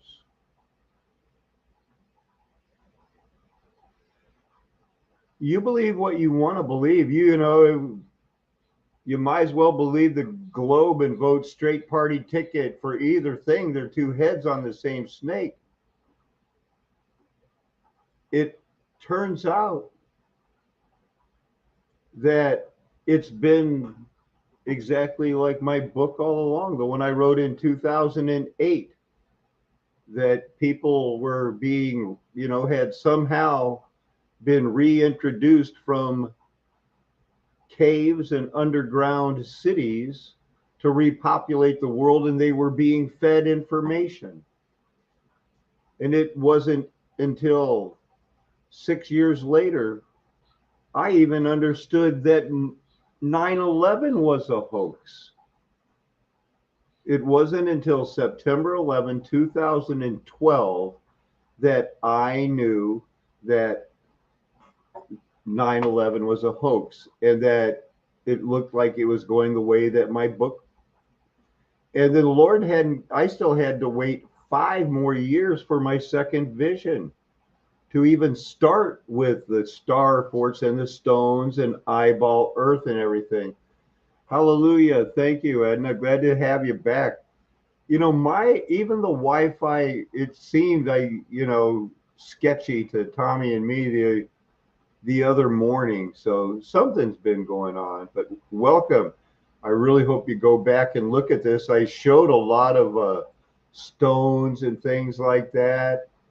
So for all of you lurkers that are just lurking, because remember when there were like a dozen and 14 and now there's 17. So we know there's still some lurkers here. And you see that's what I meant when I said we pretty much, you should come in and say hi because these people are like salt of the earth. See, they know Edna. And you're on to the truth. I really believe the Holy Spirit, led you here. And you're at the, Lord willing, you're going to be teachers of a new understanding of everything. Edna, I asked earlier, I had just started showing. It's about 2 hours in, so I've got about an hour to go. But I was showing the Enigma machine after doing a bunch of other things. And the Enigma, they figured out the code in their world. And they knew they could crack the code, but they didn't use it because if they used the code, they go, then they know we have the code. So we can't use the code because they'll know we have the code, but we figured out the code.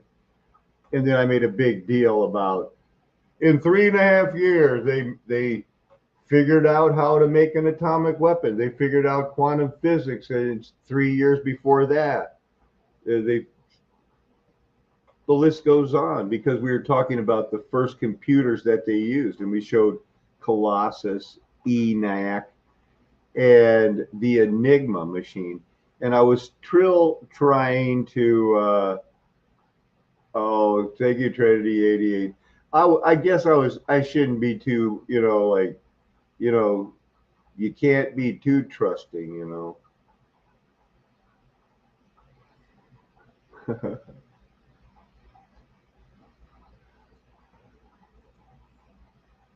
I want to hear a little bit more because I was looking for, and ciphers were such a crazy part of our history. Now look, see, here's more glorification of Alan Turing. The first, they allowed this homosexual to work in the society because he was such a genius. They needed him, even though Leave It to Beaver world hated homosexuals. Alan Turing was okay because he helped us build the bomb and crack Enigma. He made computers. He's LGBTQ's greatest prize.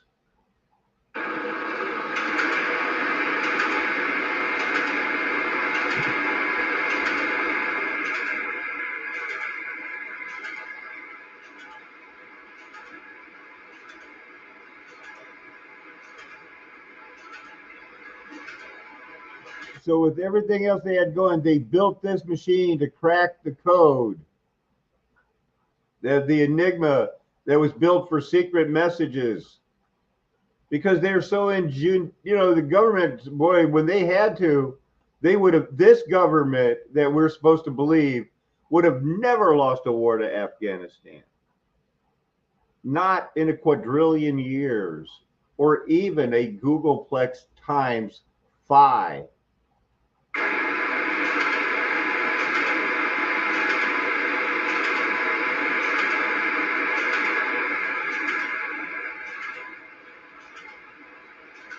This thing is a noisy machine, isn't it? They were spying on us. This is like the premiere of that Prism computer. Got computers spying and gathering collection on the whole world. Hi. 1940 onwards here at Bletchley Park. His work was to determine the setting of the Enigma cipher machine, which the Nazi Germans used all throughout World War II. See, it is, I want you to make it clear, this is the same Alan Turing that we just saw Sherlock Holmes playing in the movie about the superheroes that saved the world. He was also doing this during those 3.5 years, cracking the Enigma. What a guy. To encrypt their secret messages. Prior to working in Hut 8, Alan Turing worked in the cottage in the stable yard. Now, the work that was conducted here in Hut 8 enabled the Allies, to read all the German secret messages. There were 40,000 Enigma machines that were used during the war to encrypt these secret messages. However, there are very few around today. This is a genuine World War II Enigma machine, and it's exactly the same sort of Enigma machine that was used during the war to code messages. When the Nazi Germans went to send a message, they would simply type in the message they wanted to send into the keyboard, and the letters that lit up on the lampboard is the ciphertext. For example, type in C, and the letter S lights up. Type in B, and W lights up. However, if I continue to type in V, almost every time a different letter is enciphered. And this is what makes the Enigma code so special and so difficult to crack. Now, inside the Enigma machine are a series of rotors. In fact, this Enigma machine has 3 rotors. Every time a letter is typed in, at least one Wow, that's a Holy Spirit-led search right there. Oh, Heavenly Father, please let us learn something really cool. It's super cool. Is this cool? We can walk anywhere we wanted, right? We don't really need that. Yeah, we don't even need emphasis. You should get out of your car, man, see what happens. There's all these people over here, these officials. Yeah. They don't even give a fuck, the ones that just film on it. And you could take one set of bars off, but I think the amount of noise they would cause, and so the police officer we just spoke to, they've got vibration sensors on the back of these things now. Oh. Whether that's true or not, I would believe it actually. I would believe there's probably a camera or a motion sensor or something back there. If you go and kick it or drill it, yeah, no. So, you know, you've got to be clever about this. Got to be other ways to get in that haven't been sealed like this, and that's what you should go for. Yeah, that would probably be the most famous underground exploration if we were to get down. Yeah, that's a big if.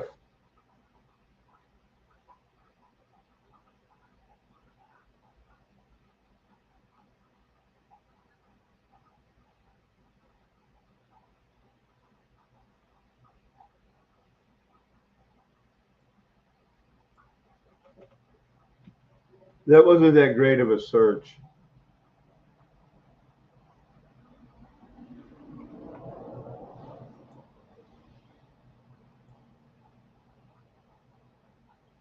Nothing.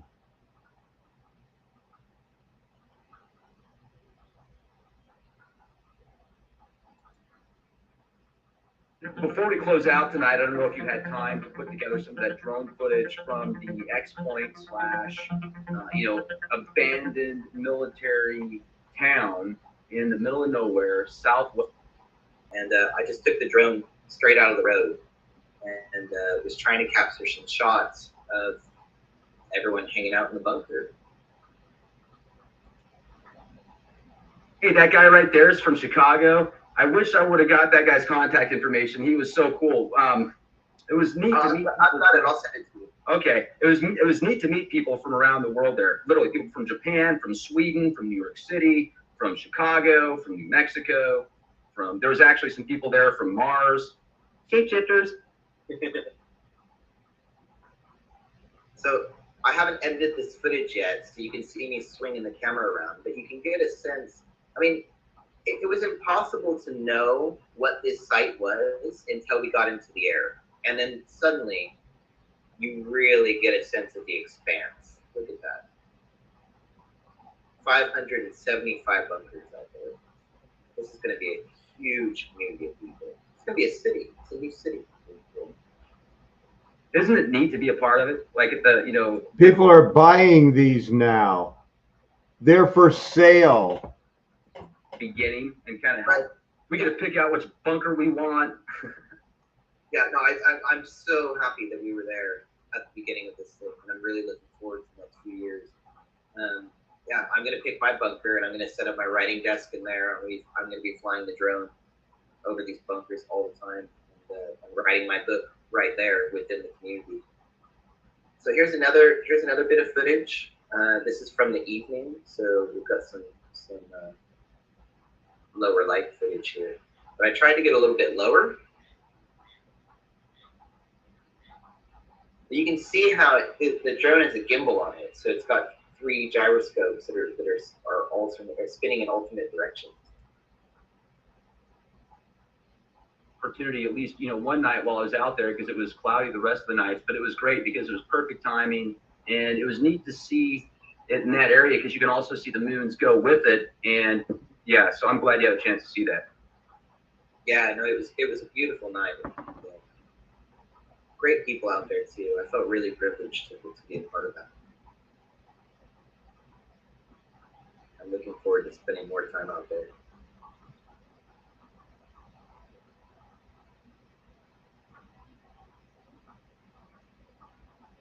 That was my tent. I slept in there for 3 nights inside that bunker. The light and the heater was not in there. I was just by myself inside there, and I have to say I've never slept so well. Once you close the door on the bunker and you're in complete darkness in there, it was kind of incredible. It is, and absolutely just secure. The noise when that door closes is fascinating. Yeah, it was. And that was the bonfire. That was the bonfire. Yeah, that was the highlight of our weekend, I think. Well, if the weather would have been nicer, there certainly would have been a lot more people there because it was cold, it was windy, and well, that was interesting.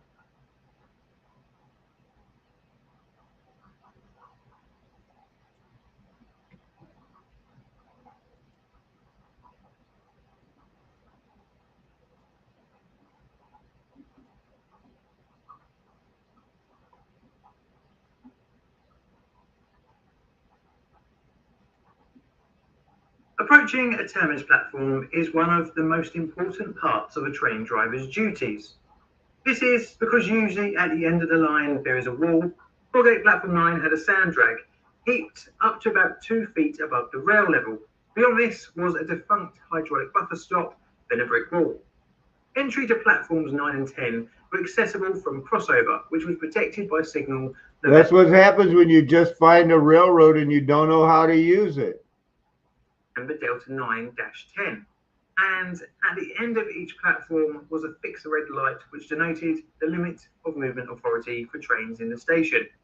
In the early 1970s, the route was once again pegged for change as a link was constructed from Drayton Park back to Finsbury Park, albeit this time on the high level to allow it to be connected to the main line. As part of his plans, the line would then come under control of British Rail and be operated on the national network, albeit with local instructions very similar to the LUL rulebook. But this changeover, around the same time, the City of London police informed nearby St Bart's Hospital of a train collision at Moorgate, but the severity of the incident was yet to be known. At 8:57, the first of the London Fire Brigade reached the scene, and after an initial inspection, the event was raised to... So they had still using rivets to line the old tunnels after they cleaned them out. They're finding them probably for the first time. Who knows? Could have been that primitive technology of red stop, green go. Major accident level.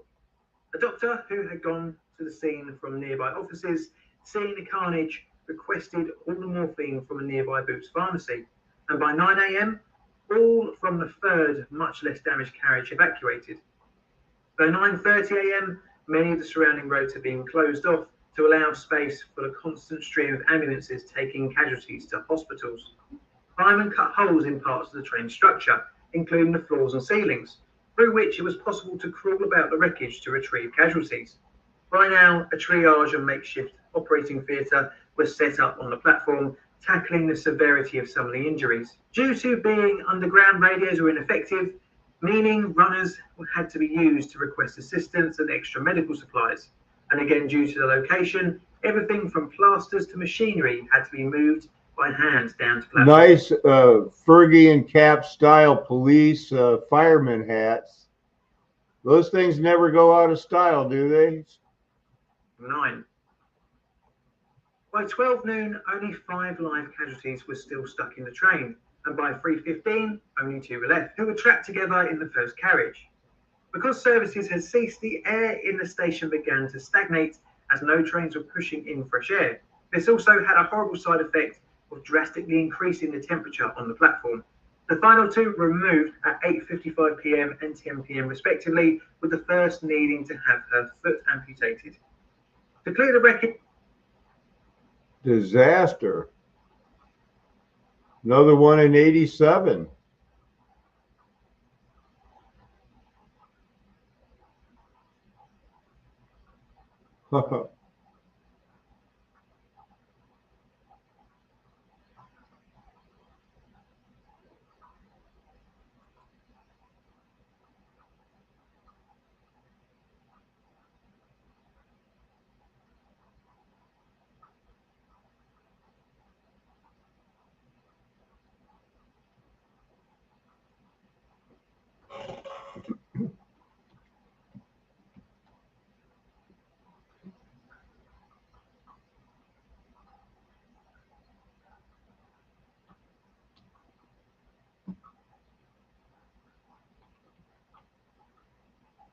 Oh, yep, I want that.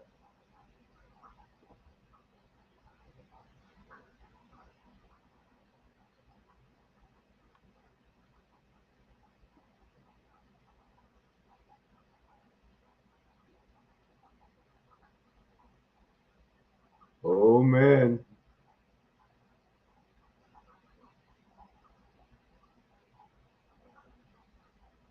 Whoa.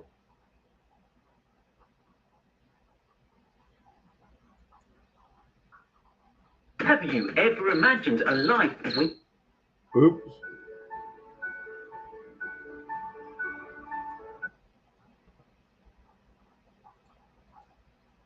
Have you? Let's see what their 5 are here.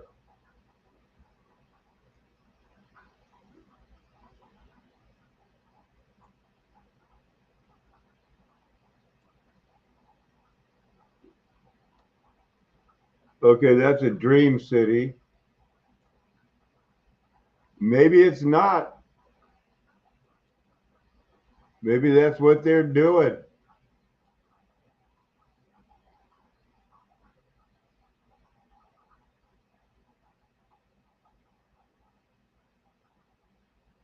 Salt mines.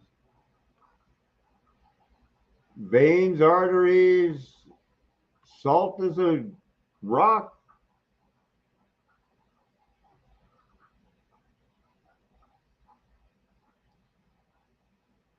Subtropolis in Kansas City.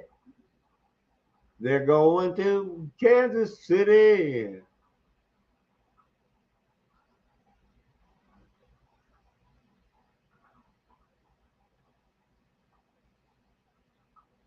Saving it all for the next world.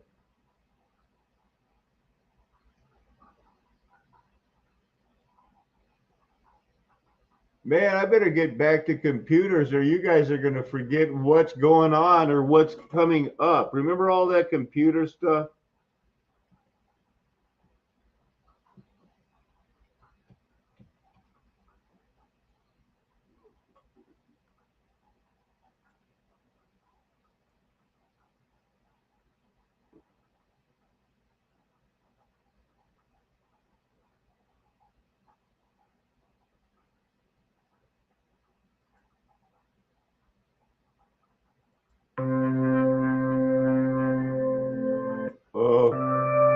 This is another one where they want me to read it. I'll read it if I can't find a better one.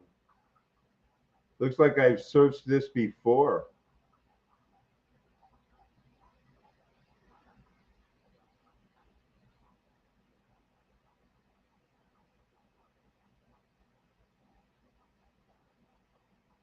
What is the Linux or the Unix epoch?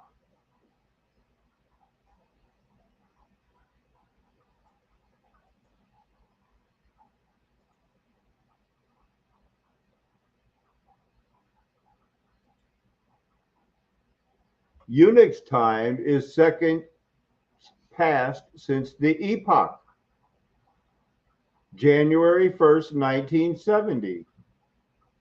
It's an arbitrary date set by Satan.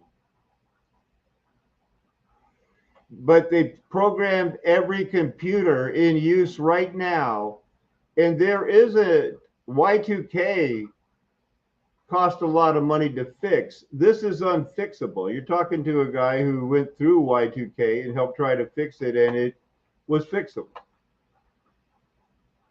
This is not, and they know it.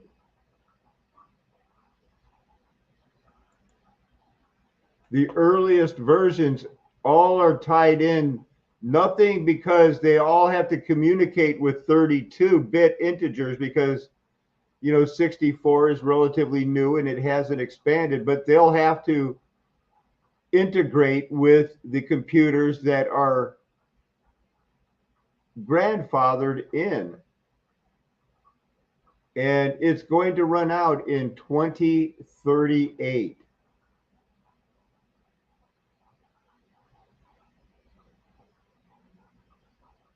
Something happened in 2004. Oh, something happened on September 9th, 2001. I know what happened on 2011. It was the millennium. It reached the portmanteau of a billion and millennium on September 9th, 2001. Didn't know that, letting that process right now. Other future dates for us are May 2030, 2 billion seconds. See, a trillion is a big number, people. When they're printing in the trillion, you know your time is up. Because no, this was an inconceivable amount of time in 1970. 234, it's getting closer. 238, uh-oh. It's going to run out. January 19, 19. In 2038, it's going to cease. All computers will cease to work. It is the Y238 problem.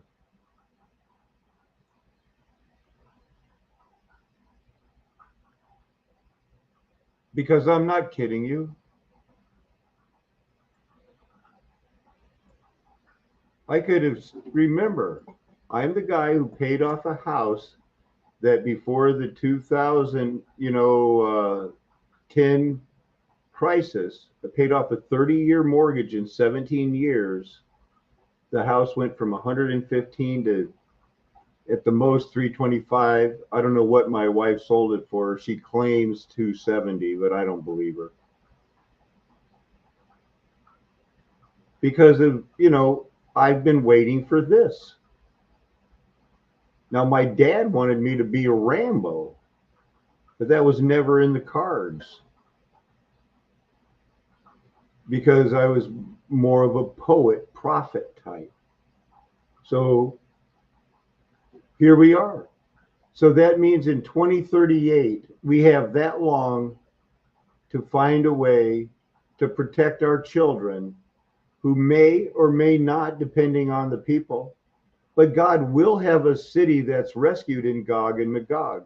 You see, my whole theories on everything, including the Bible, hinge on one thing, and that's mud flood was Armageddon. Now I'll pull up a Bible and show you how I got there, because you're computered out. You regularly for some Bible, Bible, and we're going to go to the end for the beginning of this part, not the end of the book of Revelation. We're going to go to chapter 19, and I'm going to show you beyond any shadow of a doubt what happens before, during, and after the Battle of Armageddon. Revelation, by any reading of the Bible, is the time of Armageddon. Here comes Jesus. It can't get any more clear than, there's people, great multitudes crying out, hallelujah, salvation and glory and power to our God. Well, that's Jesus. For he's judged the great prostitute. They're going down. Do we do down? Their smoke's going to go down. Amen. Hallelujah. It's the marriage supper of the Lamb, that Jesus is the Lamb. He's the rider on the right horse. For the testimony of Jesus is the spirit of prophecy. Test in your heart if I'm telling you the truth or not. You know I am. You know it with all your heart. I am. Because here still comes the Lord. Heaven is open and the white horse is coming, faithful and true. Whose eyes could be like a flame of fire. His head, many diadems, has a name written no one knows but he himself. He's called the Word of God. He will tread the winepress of the fury of the wrath of Almighty God. And on his name, and on his robe, and on his thigh, he has a name written, a title, King of Kings and Lord of Lords. Who else could it be? If I get any arguments on this, you know what I'm going to say. I question your salvation. And then, he blacks out the sun, gathering in them for that marriage feast. They're going to have the vultures going to get their feast too. But anyway, the beast is captured. And with it, the false prophet, who is in not his either time, its present. The Leviathan beast world system of we have no king but Caesar on the money. So these two only that caused them to take the mark of the beast back then were thrown alive into the lake of fire. But where's Satan? He's coming back to take control. Where's Satan? Well, the Bible didn't originally have chapters. This would have kept going, same thing, same vision. Then he said, well, so he captured the beast and the false prophet, and he did that. They would have kept one. They wouldn't have stopped and going, a new chapter, let's close it out. They would have kept reading, going, oh, and then the angel came down from heaven, holding a key to the bottomless pit and a great chain, and he seized the dragon, the ancient serpent, the devil, who you call Satan, and bound him for 1,000 years and threw him into that pit for 1,000 years, shut it and sealed it over him, because there was always going to be one last battle when Satan is released after 1,000 years of not being able to deceive and form a League of Nations that morphed into, once they had computers, the United Nations. It wasn't a league anymore. They were good to go. They had their computer and their marching orders. They were marching towards 9/11. And it says that you are blessed. Blessed are those who make the next 45 years. And 20 of them, 21 are already over. So we have until 2038 to raise these children. And because believe it or not, this isn't the end, as bad as it looks like it tonight with your blood moons and possible meteorite showers and everything like that. Have you kept up on the blood moon and the possible meteorite showers? You heard about that? It's all coming true, but this is not the end. This what's coming will be our time to divide. We'll be what they called in Brave New World, the savages who live outside the protection of their city. We'll be the savages in Logan's Run. We'll be the savages in 1984. And every other thing that works. Because why? I'm teaching, we never draw a line in the sand and say, here we defend to the death. No, we always take our old and weak and have a place for them to run to when things get sketchy and hide them further in the mountains. And we run from them because in 2038, when their computers quit working, it won't take long for them to come looking for your food if you're going to be one of the blessed who make the 1335. So that's where we're at. And it's time to do it because that's what the Bible teaches. Armageddon was not the end of Satan's work or the rest of the dead. Now, these things that I started with tonight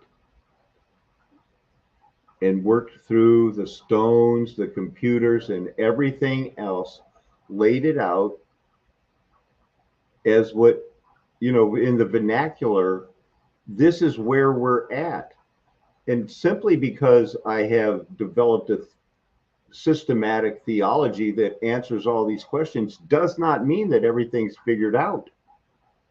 Because all of this action, you know, the systematic theology was written before I found out how recent the reset was when the mafias took over after World War II.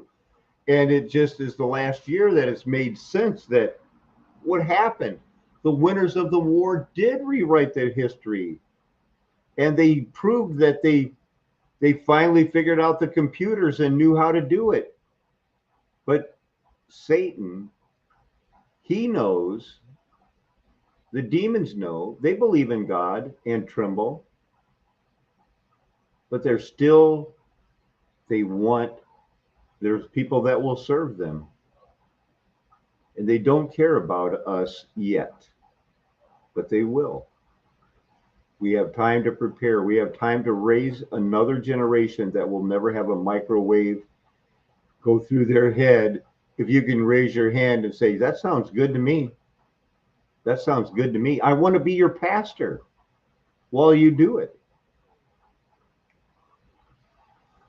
I'll work for oatmeal, fresh fish, vegetables. Every now and then, you know, if it's a cleanly killed animal, I will partake. Muy gusto. So that's the way it is. And that's the way it's going to play out. To, you know, before we close out and look at it, you know, if you need, you know, we can get off of your Buffin's needle thing. Here's your world today. Here's what I'm trying to show you is your world today.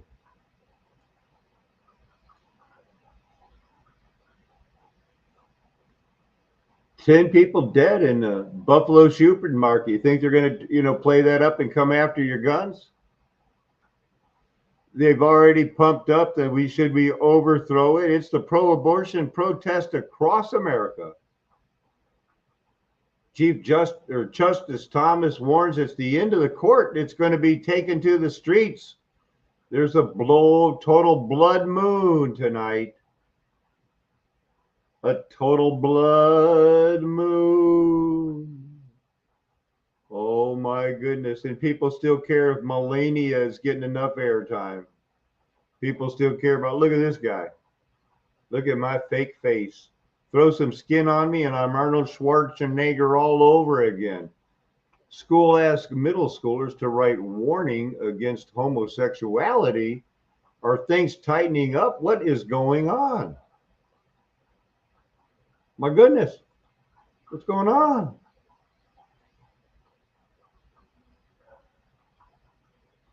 I want to show you, I think Static in the Attic had some things about the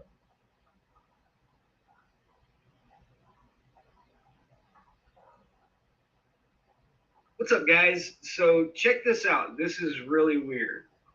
Listen to the wording that they are using on a minor planet that they're calling it, that is 400 meters wide, that is going to be possibly coming close enough to be seen in our atmosphere.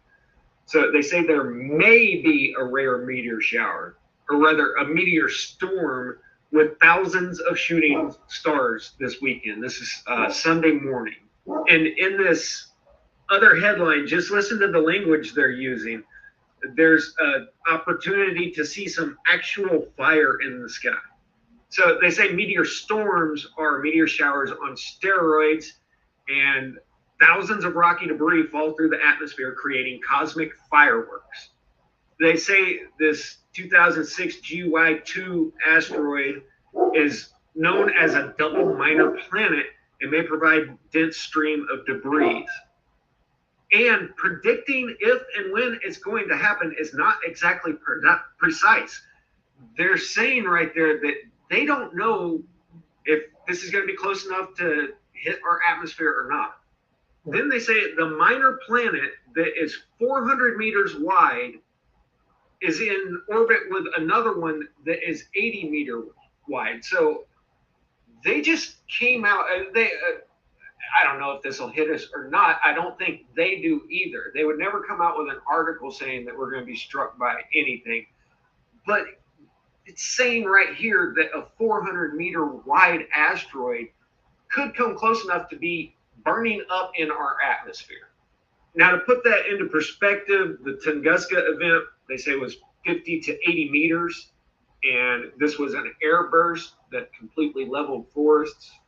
Now, supposedly, the meteor that hit Arizona, that left the big meteor crater, was 30 to 50 meters in diameter. And in case you've never seen it, that's supposedly what left this. And I'm not speaking to how accurate their calculations are or anything, but that's just what size they say caused those impacts.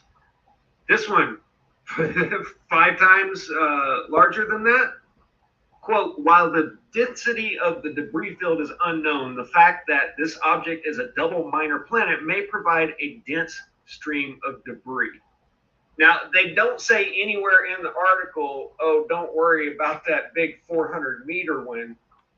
And they say that we're likely to go through the debris field of it, but if they're not sure if we're going to see the debris field or not, then it's pretty obvious that their calculations aren't spot on about this.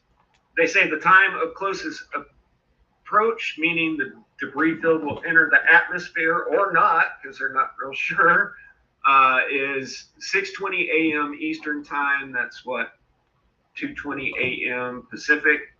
And this will be happening overhead of U.S. and Mexico. So there's also a lunar eclipse Sunday night, just coincidentally enough. But this is definitely going to be worth getting up early and watching. Now, I'm not trying to tell anybody that there's a 400 meter wide asteroid that is hurtling towards Earth right now that's going to be actually close enough in our atmosphere if Newtonian physics are correct. But there's a 400 meter asteroid that's going to maybe be close enough to hit our atmosphere or the debris field. They're not real sure. So if this does happen, it will definitely be worth watching. And it may be just like the 1833 event. I'll try to get a video out tomorrow before this. And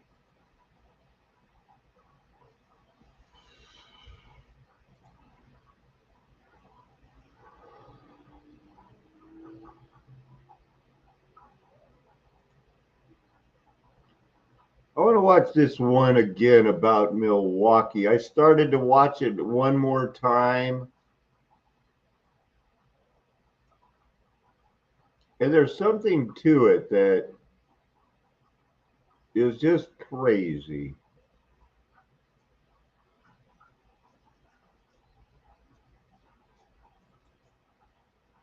In the description of the building.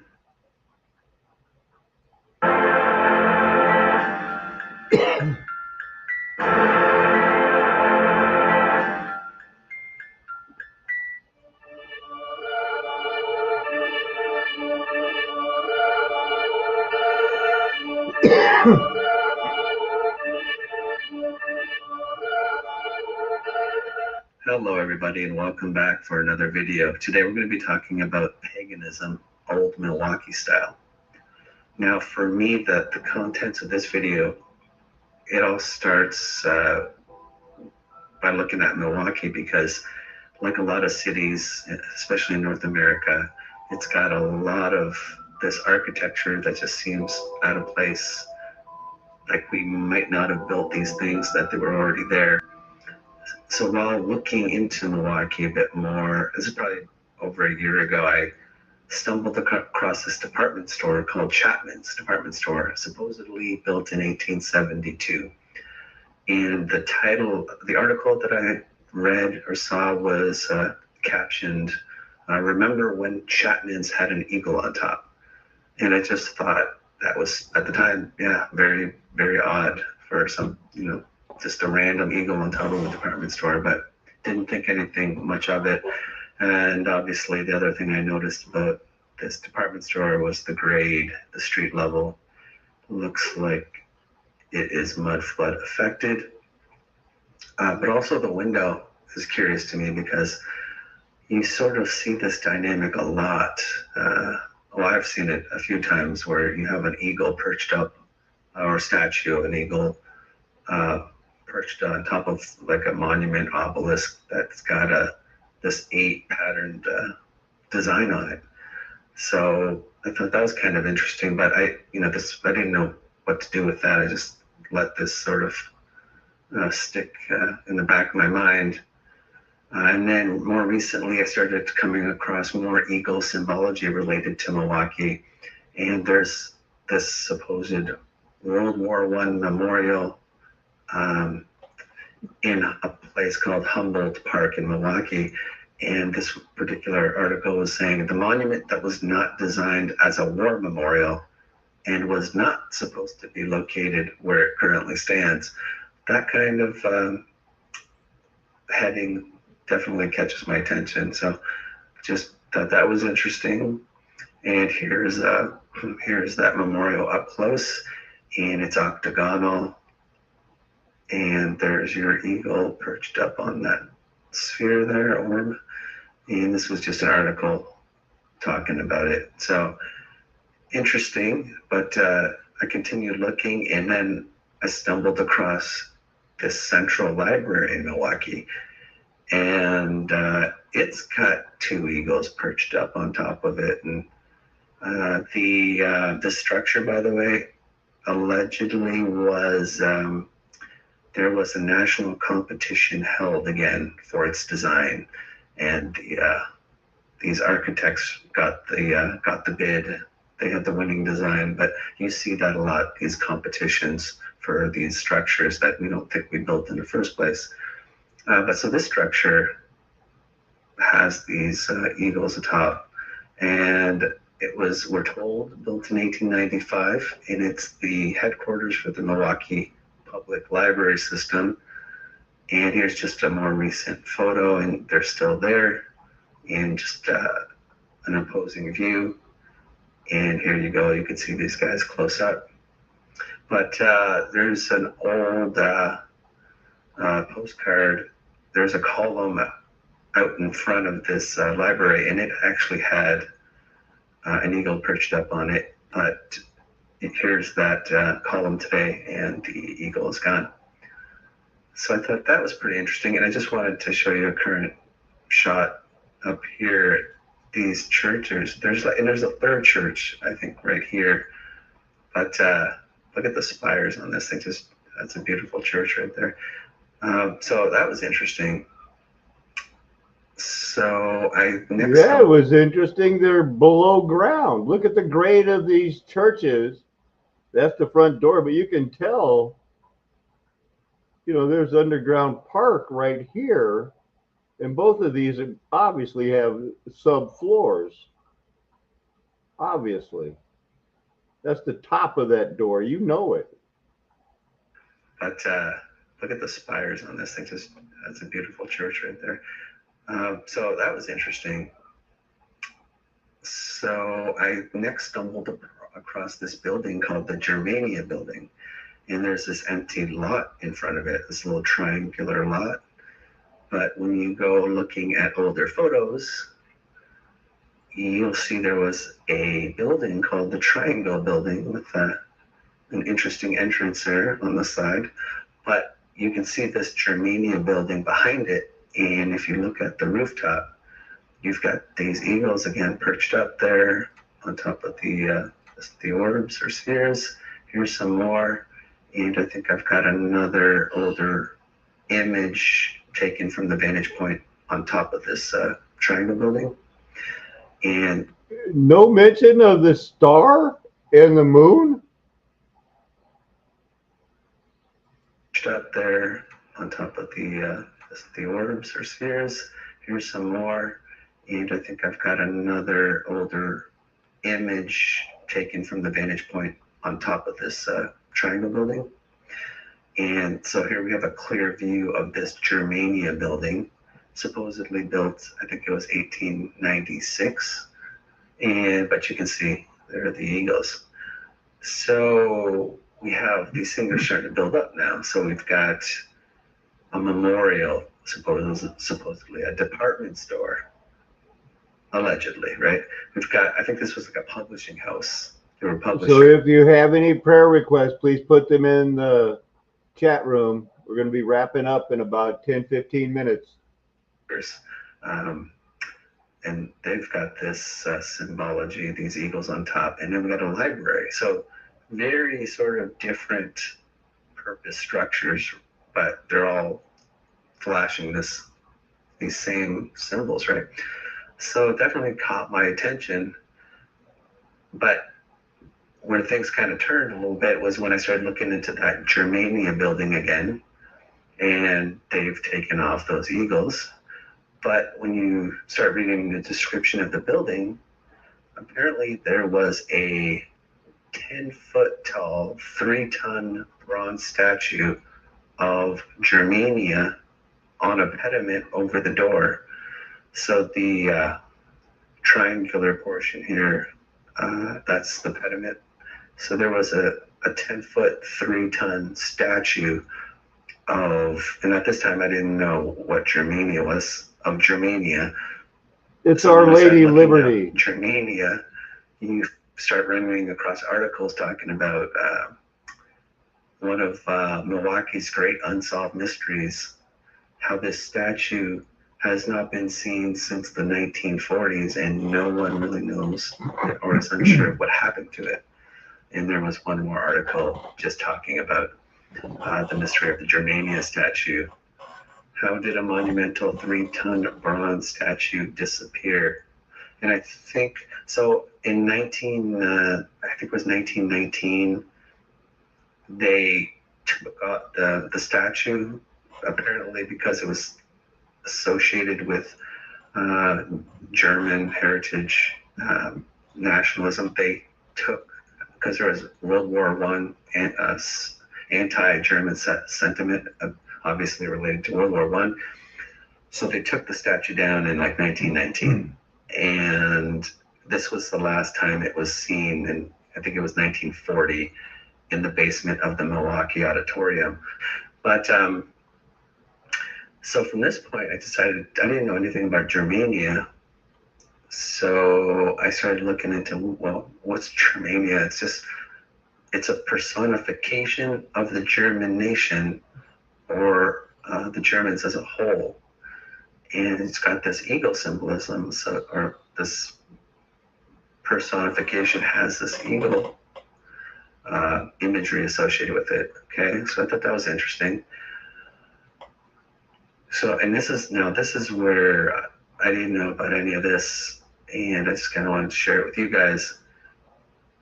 From the 1800s to the early 1900s, it was popular for countries to have female personifications of themselves. These personifications were often based off of the Greek goddess Athena and the goddess of wisdom.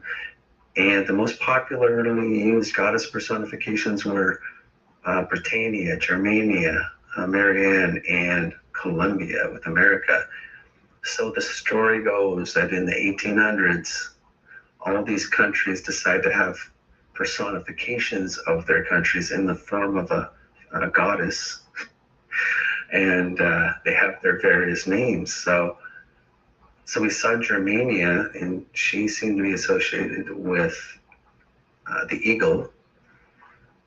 Now, just a quick mention of Columbia. So Columbia is the American personification, basically from just after the American independence.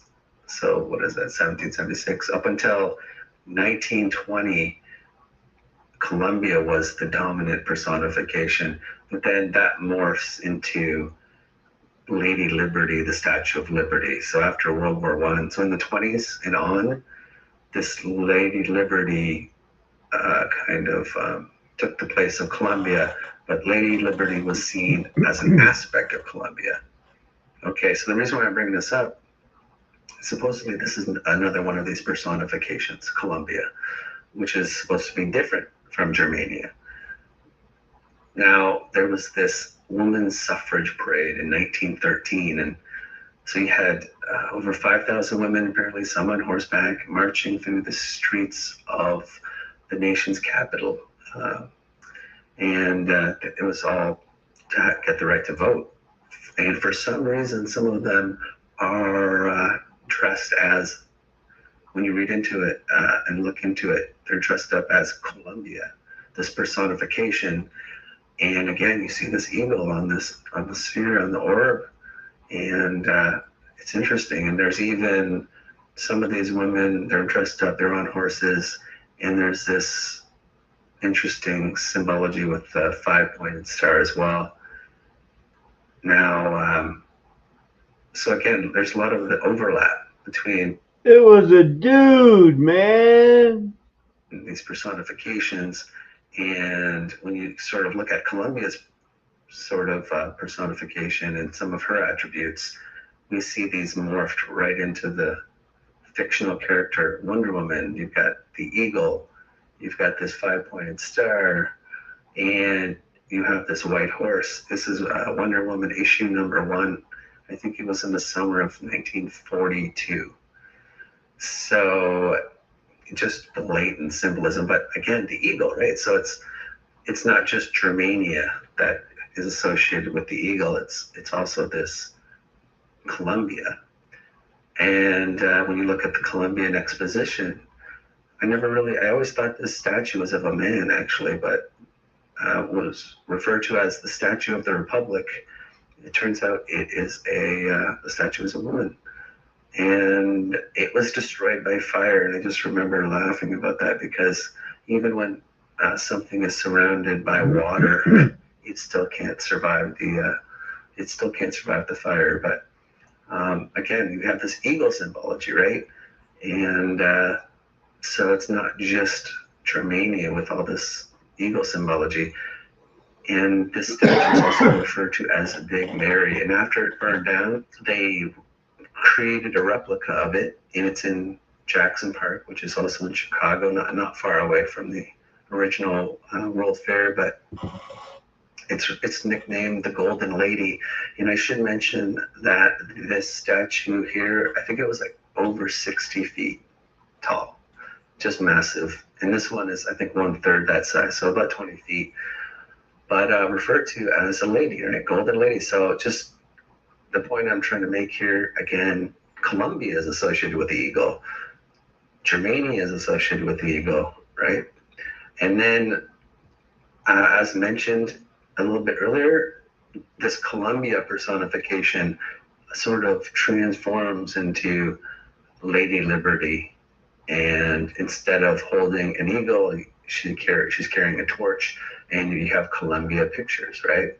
So it's just sort of all blending in, and I think this whole story about all these countries having personifications, I think it's just a cover story to explain all this goddess worship. It's just paganism, and it's masked as, you know, these personifications. And I think it's, if they have all these unique personifications for each country, I think it's just all one, representing one goddess, and it's just different sort of modes, right? Like sometimes she'll have a sword, or she'll have a torch, or she'll have an eagle. And the people who owned that Germania building, or who inherited that building, they had a summer home just outside of Milwaukee on Pine Lake. And on their property, they had a plaster replica of that statue of Germania that was on that Germania building. And you see here, the statue has, just like the statue of Lady Liberty, right? She's got the torch. So again, it's just, I think it's all the same thing. And then you can take it even a bit further, and you look at Milwaukee again, and I came across these articles talking about what's with all the lion statues in Milwaukee. That Germanian building that we looked at, that had the 10-foot tall, 3-ton statue of supposedly Germania, who's supposed to be this personification, it was flanked by 2 guardian lions. So again, just this symbol. It was a biblical star fort town. Right? It's all blends in. And just to show you how it repeats, there's this really cool structure, and we're told it was the old police headquarters in New York. Now, this supposedly was built in 1909. And you can't find construction photos for this thing. And there was a quote from supposedly the architect: the building was not intended to look like a police station, but was inspired by the city hall. And apparently they wanted to impress both officer and prisoner. But it's still around today, and it's got the sunken windows and, you know, all that. But they turned it into these expensive condos, is basically what it is today. And you've got these like marble clad lobbies. I mean, it just, I can't believe, you know, when you look back at this stuff and they tell us like this is like a police headquarters. It's just, man, we bought all this, eh? But on top of this structure, over the pediment, is this figure, right, of looks like another goddess, and there's an eagle right there. And I know the Great Seal of New York looks very similar to this, which that's probably, you know, what that is, but it's got an eagle associated with it. And when you look at the bottom of this building, here's that statue up top, and when you go to the base of this building, there's these 2 lions. So again, I mean, with the exception, the only difference between this and the Germania building, these lions were up here on either side of this the statue of a goddess anyway, and she was holding a sword. So just slightly different, but you know, just all the elements are there. And when you sort of look into the origin, what they say, or who they say this is, apparently it was an allegorical statue representing the 5 boroughs of New York. So they're not even giving this one a personification, but it's the exact same as the Germania building and Columbia and all these things, all the same symbology. But what I wanted to mention, by the way, about this structure, when they turned it into condos, I came across an article just talking about the people who were doing the renovations, they mentioned rather interestingly during the planning phase of the renovation, it was discovered that the building did not fit the land allotted to it in the municipal plans. So the people who were closing, they asked for a survey, and in every single solitary direction, the building exceeded the lot line, sometimes by several feet. So, you know, the plans didn't match, and just an interesting tidbit, because I don't think we built it in the first place, but just wanted to mention that. So staying in New York, I think this last thing I'll touch on here is there's this bronze sculpture called Alma Mater, and it's a oh, and they make you love your school. Be true to your school like you would to your girl. What's your alma mater? personification, and it's associated with a university. It's a personification of the traditional image of a certain university as a nourishing mother. Okay, well, guess what university this is associated with? Yeah, Columbia, of course, university. But this is just, this is the statue, and I don't doubt this is a more recent statue, but what I'm saying is this is the same goddess. It's just masked as a personification of a nourishing mother. Yeah, it's just the same goddess, same paganism, masked as personifications. And what's the mascot of Columbia University? I'll give you two guesses. The answer is the lions. It was going to be lions or eagles, right? Which is a fairly common mascot, to be fair, but it just, you know, adds to it. That's all. Yeah, I just wanted to mention that because this whole notion of personifications, I think it's just a mask to hide all the paganism, all the goddess worship. So just wanted to touch on this real quick, and I hope you enjoyed it. I did. I thoroughly enjoyed it. And it's just, you know, it's one of those times where I feel led by the Lord to say, I don't tell you, I told you so that often, but with everything and with the new information about the seven-sided hearts and everything involved with the information about the helical hearts and the body parts,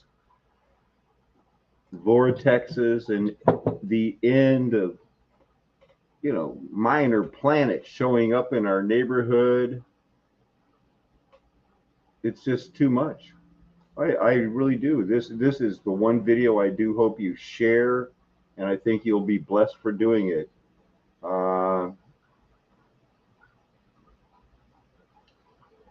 Barack went to Columbia University. He also went into the University of Chicago, where he met Bill Ayers and Bernadette Dorn. Let's not forget that. That's all a setup. I think Edna said it the best. So we're going to leave it there. It's been 3 hours. I'm going to ask you, you know, I'm a Mennonite. I like women to wear the bonnet. Men, I like you to take off your hats. Everybody knows that. Dear Heavenly Father, thank you so much for this busy day. Thank you for tomorrow. I pray that I can bring the word tomorrow. I pray that we'll get the chores around here done and settle in for a beautiful Lord's Day. Thank you, Heavenly Father, for again reminding people that Vicky's son has been, you know, prayed through, and right now his life is not in danger of cancer. We're going to continue to pray, and for everyone who is under attack by the water they drink, the food they eat, the air they breathe, and medical practices from amateurs who are using the Monte Carlo method and willing to, because that's their lot in life. you as sheep, and if two or three can join with me, we as sheep, Father, we need you now more than ever. As much as you're lifting the veil, we pray that you will increase our reliance upon you. We ask this in the name of your Son, Jesus, and we pray that he will be glorified in everything we do so that his name will be glorified. Amen. With that, I want to leave you that it is a reminder of Flat Earth Nation. Mud flood was Armageddon. The stones are crying out, and it's time for us to confess with our mouth what we believe in our heart. The Flat Earth Nation, you know I'm never going to tell you anything else. Why would I or my friends, unless it was mud flood, was Armageddon? Amen. Hallelujah. Aho.